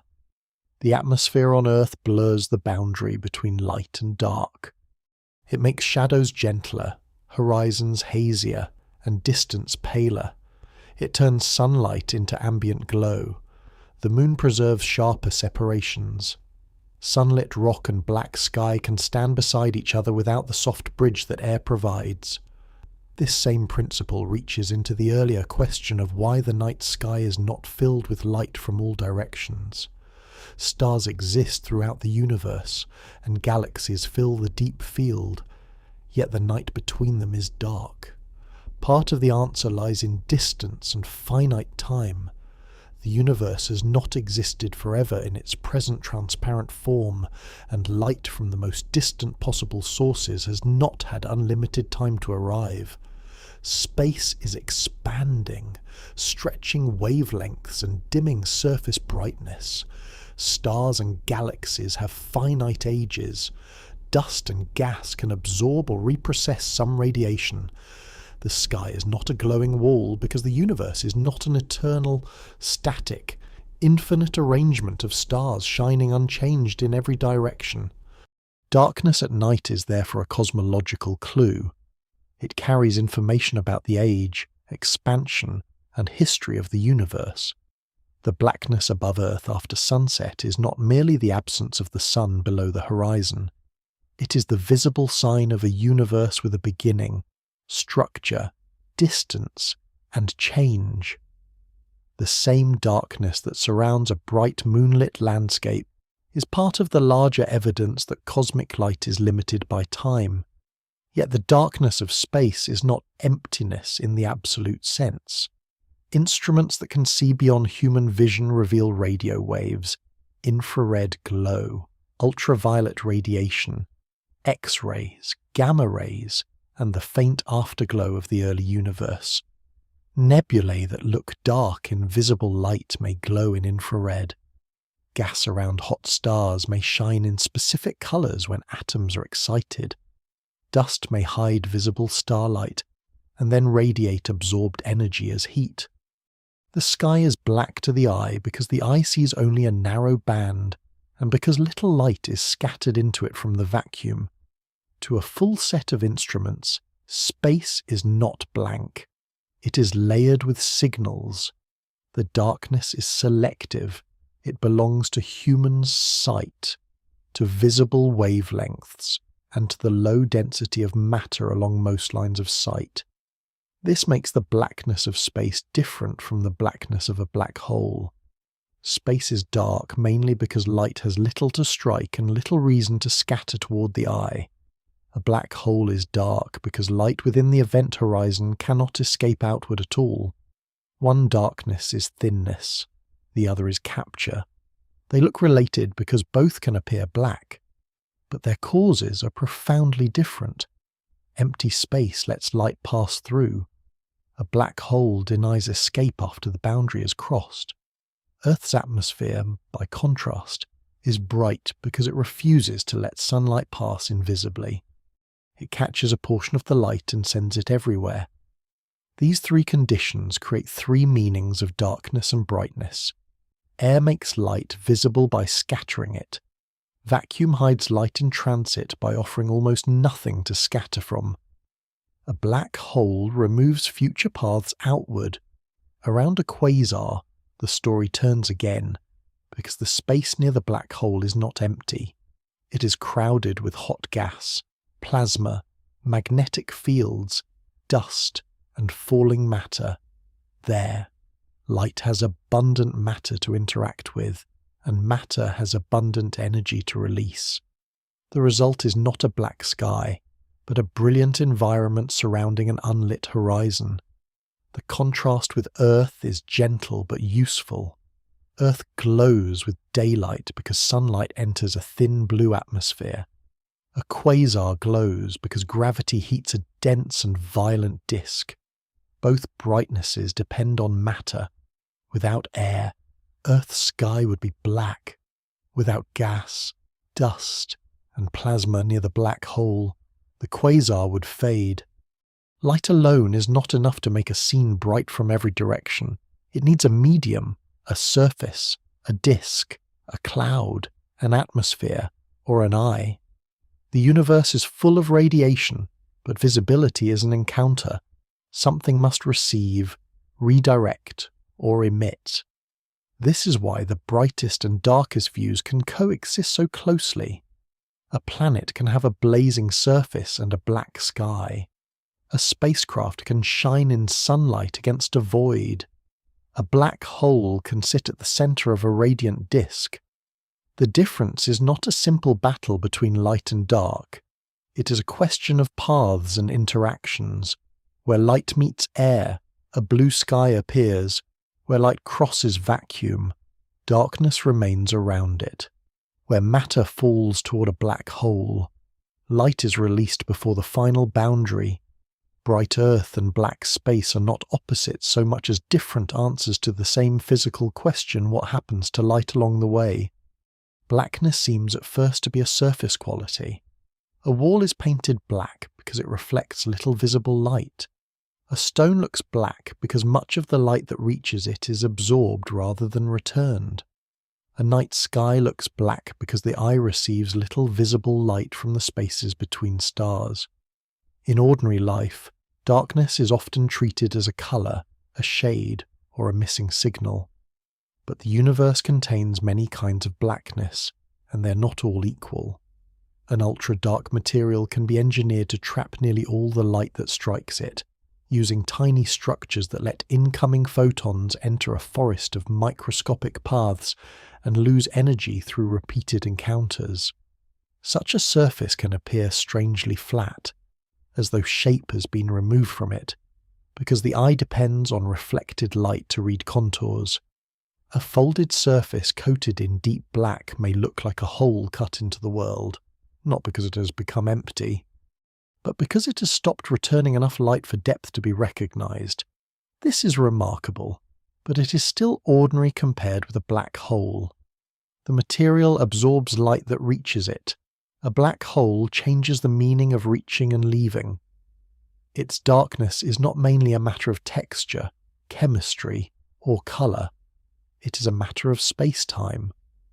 Around an ultra-black surface, light can still reflect in tiny amounts, scatter from dust, or be seen if the surface is illuminated strongly enough and measured carefully. The blackness may be extreme, but it belongs to interaction. Photons hit the material and are absorbed, converted into heat, or trapped among structures. The light has a history that ends in matter. Around a black hole, the event horizon is not a surface in the ordinary sense. It is a boundary in the geometry of escape. Once light crosses inward, every future direction that light can take leads deeper inside. The issue is not that the black hole has a coating so dark that reflection fails. There is no solid shell that catches light and paints itself black. The boundary marks a region where outward paths no longer connect to the outside universe. This is a deeper darkness than absorption. Absorption says light arrives and is taken in. A black hole says that beyond a certain point, outward arrival is no longer part of the future. The distinction is subtle but essential. A black cloth, a black pigment, a carbon nanotube coating, and a dark planet all remain objects in space. Light can strike them from outside. Some energy may be absorbed, some may be reflected, some may heat the object and later be radiated away in infrared. They sit within a universe where light can still move around them, away from them, and toward them. Their darkness is impressive only in relation to illumination. The object is dark because of what happens to light after contact. A black hole is different because it is defined by the failure of escape from a region, not by the efficiency of a surface. There may be no surface at the event horizon at all. An observer falling through a large black hole might not encounter a physical wall at that boundary. even though returning from beyond it becomes impossible. The horizon is local in one sense and absolute in another. Nothing special may be felt at the crossing if the black hole is large enough and tidal forces are still mild, but the crossing changes the causal future. Signal sent outward cannot reach the outside. A lamp carried beyond the horizon may still shine locally, but its light does not return to distant space. It is not hidden by paint. It is cut off by geometry. This is why black holes sit at the far end of the idea of darkness. Ultra-dark materials can be compared by reflectance, how much light they send back. A surface that absorbs almost all visible light is called black because the eye receives almost nothing from it. But a black hole is not measured by reflectance in the same simple way. Its defining feature is that light paths inside the horizon do not escape. Outside the horizon, the black hole can still influence light dramatically. It can bend starlight around it through gravitational lensing. It can make background objects appear distorted or multiple. It can allow photons to orbit briefly near a special region before they either escape or fall inward. It can be surrounded by matter so hot that the environment becomes brighter than anything built from ordinary surfaces. In a way, the black hole is darkest where direct observation is most impossible, and brightest where its influence on matter remains just outside that impossibility. The contrast with engineered blackness helps reveal why the quasar is not a contradiction. A sheet of ultra-black material placed under a lamp does not become a brilliant beacon, because the material's purpose is to suppress reflected light. It may warm, but it does not turn a room into a star. A black hole surrounded by fuel, however, is not merely receiving light. It is reshaping the motion of matter in an intense gravitational field. The brightness comes from the falling material before it crosses the event horizon. Gas in the accretion disk is not already lost. It still belongs to the outside universe, still collides, still heats, still radiates. The disk becomes brilliant because gravity has made the motion extreme and because the matter has not yet vanished from view. The horizon remains darker than any surface, but the surrounding region can be more luminous than any star. The darkest thing does not glow. It creates the conditions in which nearby matter can glow with overwhelming power. This also changes how darkness is imagined. A very black surface feels like a visual silence. It erases highlights. It hides wrinkles. It makes a shape difficult to read. A black hole does something more radical. It removes the possibility of receiving information from within the horizon.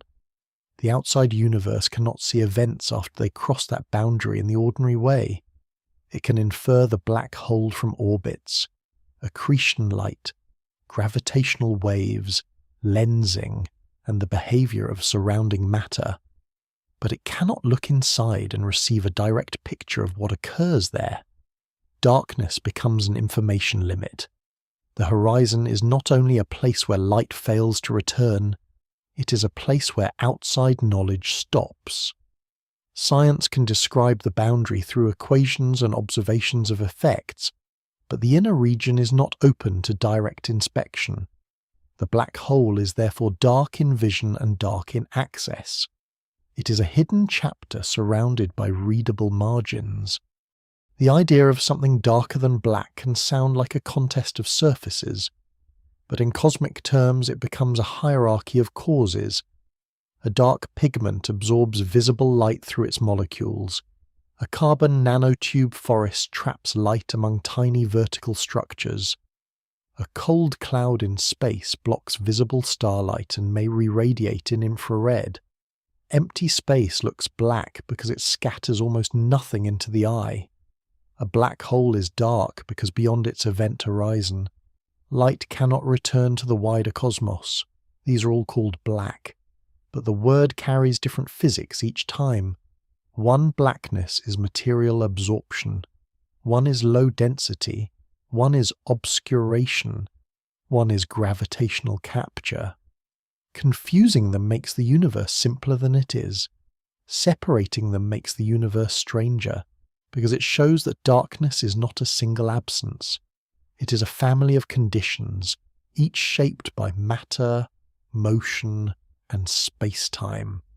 Around the brightest quasars, this family gathers in one place.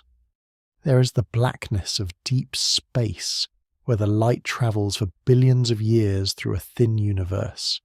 There may be dark dust around the active nucleus, absorbing some wavelengths and re-emitting others. There is the central black hole, darker than any material because escape is closed beyond the horizon. And there is the surrounding disk, so hot and radiant that it can outshine the galaxy. The system holds several meanings of black and bright at once. It is not a simple lantern placed beside a hole. It is a layered engine in which fuel, gravity, radiation, and geometry all decide what can be seen. Ultra-dark materials show how little light a surface can return. Black holes show how deeply the universe can close a path. Quasars show how that closed path can make the open region around it blaze. In the end, darker than black is not a better pigment. It is the edge where light no longer has a route outward, and just outside that edge.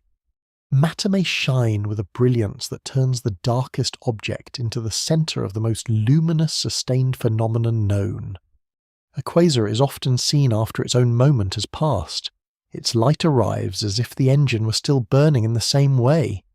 Yet the source belongs to a remote chapter of cosmic history. The signal is not an illusion. It is real light, released by real matter near a real black hole. But it is late. It has crossed expanding space for so long that the galaxy which sent it may no longer be in the same state.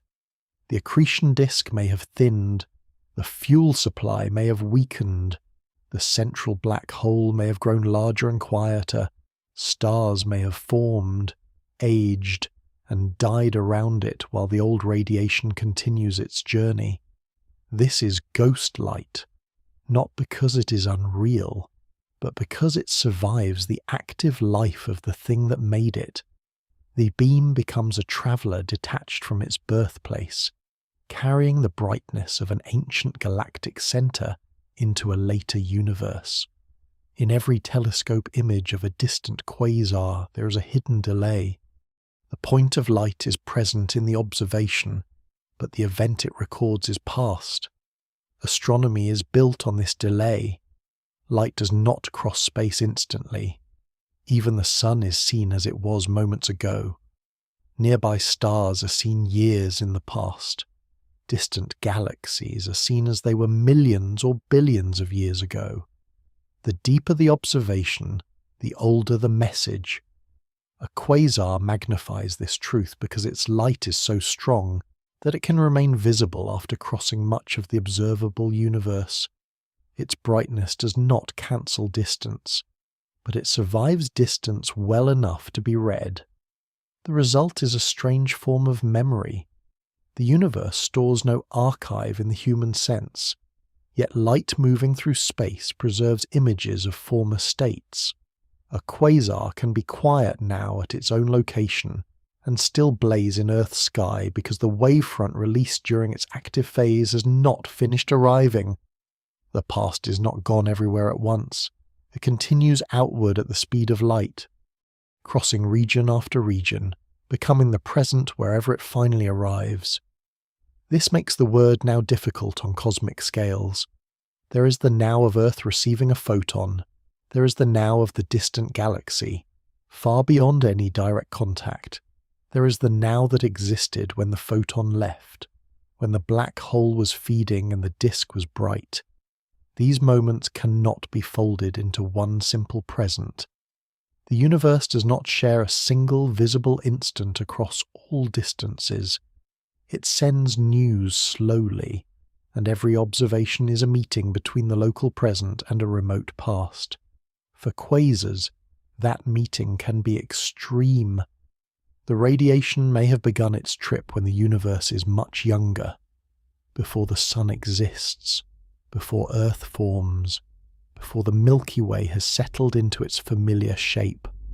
By the time the light reaches a mirror or detector, the conditions that produced it may have changed beyond recognition, yet the arriving signal remains faithful to the moment of emission. It does not update itself along the way. It records the old disk, the old jet, the old gas clouds, and the old hunger of the central black hole. Ghost light also carries scars from the journey. As the universe expands, the wavelength of the travelling light stretches. Ultraviolet radiation emitted by the hot inner disk can arrive shifted into longer wavelengths. The colour is changed by the growth of space itself, and the shift becomes a measure of distance and time. Along the route, the light passes through clouds of gas between galaxies. Some wavelengths are absorbed, others continue. The final spectrum is therefore not only the voice of the quasar, but a layered record of the intervening universe. Hydrogen leaves marks, heavier elements leave marks, dust can dim and redden. Gravity from massive structures can bend and magnify. A single quasar beam may be split into multiple images by a galaxy lying in the foreground, as curved space-time redirects the paths toward Earth. The ghost light is changed, but not erased. It arrives carrying both its origin and its passage, like a long-travelled message with the landscape imprinted into it. The life of the quasar itself is temporary because feeding is temporary. A black hole can persist for spans beyond ordinary imagination. But a bright accretion phase depends on available matter. Gas must reach the centre. It must lose angular momentum. It must become hot and luminous. If the supply dwindles, the disk dims. If radiation and winds push fuel away, the engine regulates itself. If the galaxy becomes calmer, the central region may enter a quieter state. The black hole does not disappear. Its mass remains. Its gravity remains. But the great lamp around it fades. In this way, a quasar is not a permanent identity. It is a phase, a period when a galaxy's central black hole is actively and efficiently fed. The same object can be brilliant in one era and subdued in another. The ghost light seen across the universe may be the evidence of that brilliant phase after the phase is finished at home. This gives distant quasars a calm melancholy. They are not dead in the sense of destroyed, but the form being observed may no longer be occurring. The light is a remnant without being debris. It is the radiance of an old appetite, still moving through space long after the meal may have ended. This delayed brightness helps explain why distant quasars can feel both powerful and fragile. Their luminosity is immense, yet the view is dependent on a narrow history matter falls. The disk heats, photons escape, space expands, and billions of years later an instrument gathers a tiny fraction of the outward stream. Only a vanishing amount of the original radiation reaches Earth. Most of it passes elsewhere forever. Some is absorbed along the way. Some misses every world and every telescope. The observed photon is a small survivor of a vast release.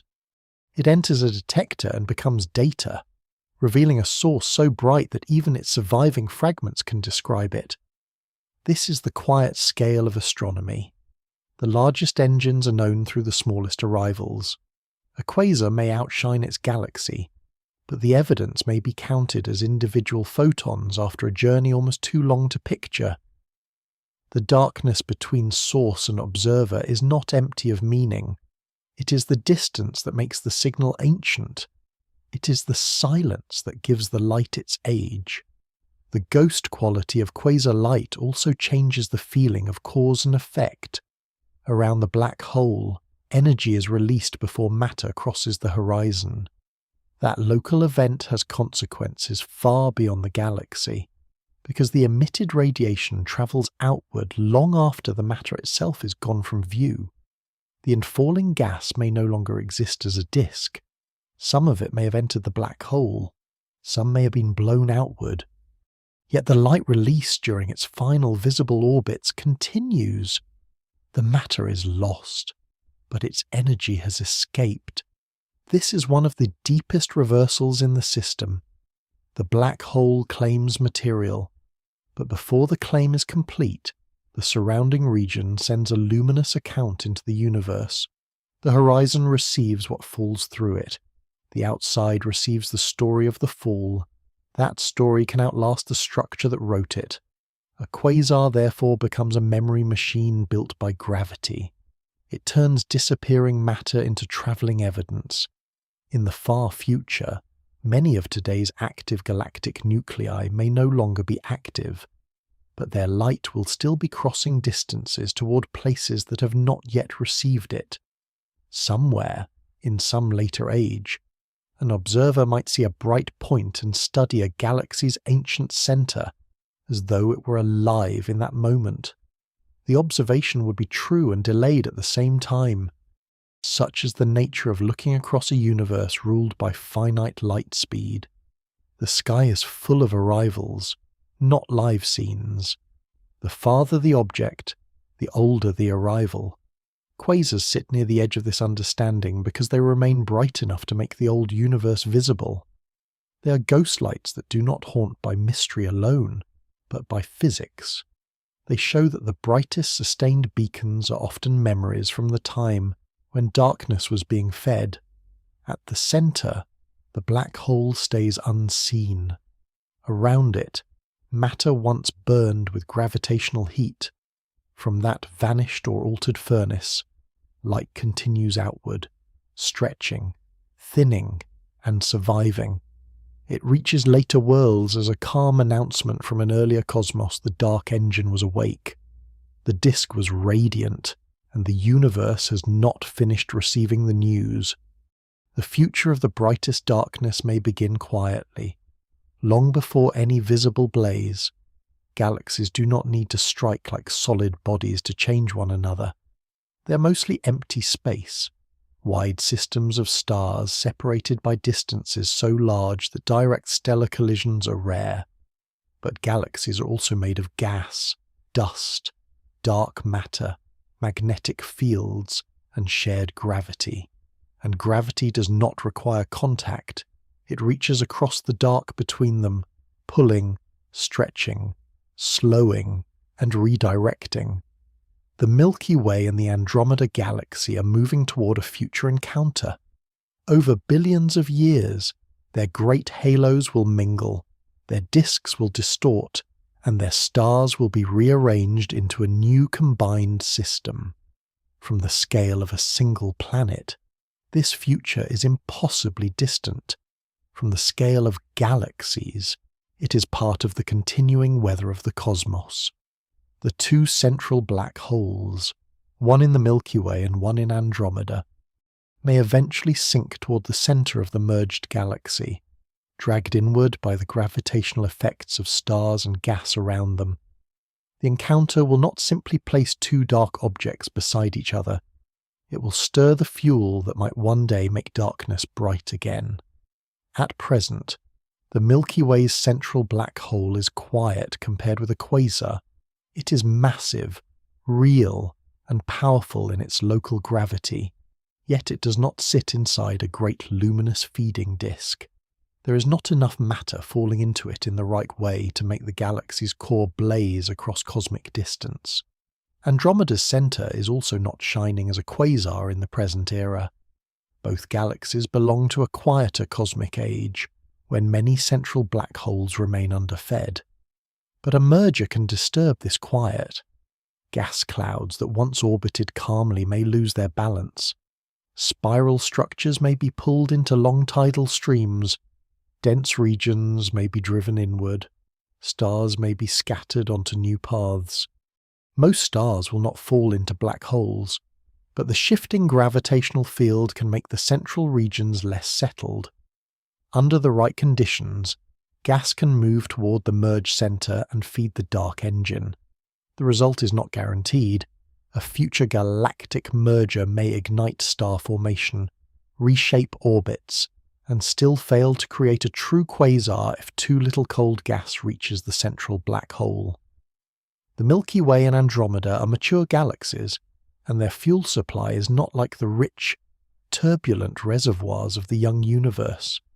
By the time they fully merge, much of the gas may have been used, heated, or pushed away. A quasar requires more than a black hole and a collision. It requires fuel delivered efficiently inward, and it requires the accretion process to become luminous enough to outshine the surrounding stars. The future fire is therefore a possibility rather than a promise. This caution makes the idea more interesting, not less. It shows that the brightest engines are not automatic consequences of darkness. They are rare arrangements of mass, fuel, motion, and timing. A black hole can wait for eons without becoming a quasar. A galaxy can carry a dark center through long calm ages. Then a disturbance can change the paths of gas and awaken a phase that had seemed absent. The universe does not simply contain bright things and dark things. It contains conditions under which darkness becomes surrounded by light. In the merged future, if enough matter flows inward, an accretion disk could form around the central black hole or black holes. Gas would heat as it spirals inward. Magnetic fields would twist. Radiation would rise from the inner disk. Dust farther out could absorb some of that light and glow in infrared. Jets might form if the magnetic structure and rotation allow energy to be channeled outward. The same sequence that makes distant quasars visible in the ancient universe could, in principle, occur again in a future galactic core.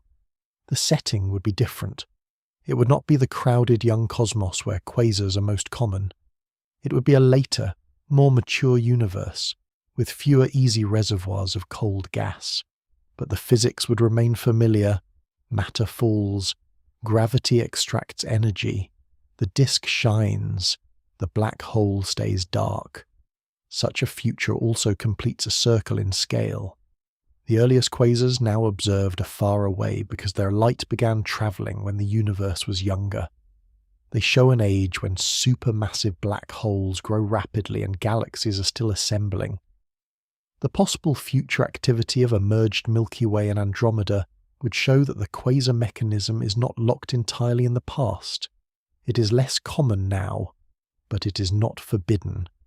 Wherever a supermassive black hole gains a strong supply of infalling matter, the conditions for an active nucleus can reappear. The universe has aged, but gravity has not changed its habits. Gas still falls when its support fails. Disks still heat when motion is converted into radiation. Magnetic fields still find order inside turbulence. Light still escapes from outside the event horizon, while matter moves toward the place where escape ends. Even in a quieter era, the recipe remains available. The future merged galaxy may not be seen by Earth as Earth is now. The sun will also change over billions of years, becoming brighter, altering the conditions for life on this planet long before the galaxy merger fully unfolds. The human present will not simply stand under that transformed sky. This is another reminder that cosmic events often outlast the worlds that imagine them. Galaxies keep moving, black holes keep waiting, gas keeps finding paths through gravity. Whether or not anyone watches from nearby, the merged core may pass through episodes of feeding, dimming, and feeding again. Brightness, on cosmic scales, is not arranged for human schedules. It is arranged by mass and time. If a future active nucleus does awaken, its light will begin a new journey outward. It may travel into a universe even older and more expanded than the one now observed. It may pass through thinner intergalactic space, toward galaxies that have also aged, merged, or faded. It may arrive somewhere long after the event itself has changed, becoming ghost light for another distant observer. The pattern repeats. A dark center feeds. Matter shines before it disappears. Radiation escapes. Time carries the signal away from the source. The brightest thing around the darkest object becomes memory again. The process links past quasars, present quiet black holes, and possible future awakenings into one continuing rhythm. Darkness gathers matter, matter releases light, light travels until it becomes evidence. The final mystery is not whether light and darkness can coexist, but why their deepest forms are so often connected. A black hole is dark because it closes escape. A quasar is bright because matter approaching that closure releases energy with extraordinary power. A shadow can hold a bright point because waves arrive in step. A blue sky appears because air scatters sunlight. A black sky remains because vacuum offers little to scatter. Ultra-dark materials absorb light by structure and chemistry, while black holes remove outward futures beyond a horizon. Each example refines the same lesson. Brightness and darkness are not simple enemies. They are outcomes of paths. Light must travel, bend, scatter, reflect, heat matter, or escape from gravity. Darkness appears where those paths fail, thin out, cancel, or close. Around the most extreme darkness, the paths just outside the boundary can become extreme as well. That is where the universe makes its greatest sustained brilliance. The story returns to the dark engine. The black hole does not cease being black because a quasar surrounds it. Its silence is part of the reason the system shines. The event horizon sets the boundary. The disk marks the last luminous region outside it. The jet, if present, draws energy outward along enormous lines. The galaxy supplies the fuel, and time decides whether the engine is awake or still. In the ancient universe, many such engines blaze and send their light across billions of years. In the present nearby universe, many sleep quietly in galactic centers. In the future, some may wake again when galaxies collide and gas is driven inward.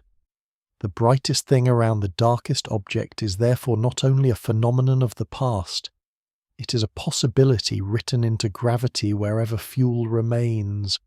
The universe can dim for ages and still hold the conditions for fire. At the heart of that fire is not a glowing surface, but a boundary no light can cross outward. Around it, matter gives up its last visible energy, and the dark becomes ringed with radiance. The final image is calm and unresolved.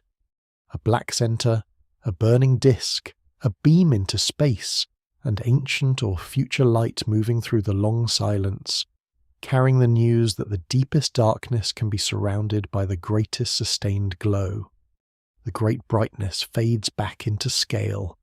A quasar no longer stands only as a distant point of light, and a black hole no longer stands only as a symbol of absence. Together, they become a single cosmic arrangement, a dark center surrounded by the last radiance of falling matter. The story remains unfinished because the universe itself remains unfinished. Galaxies continue to drift, merge, settle, and stir.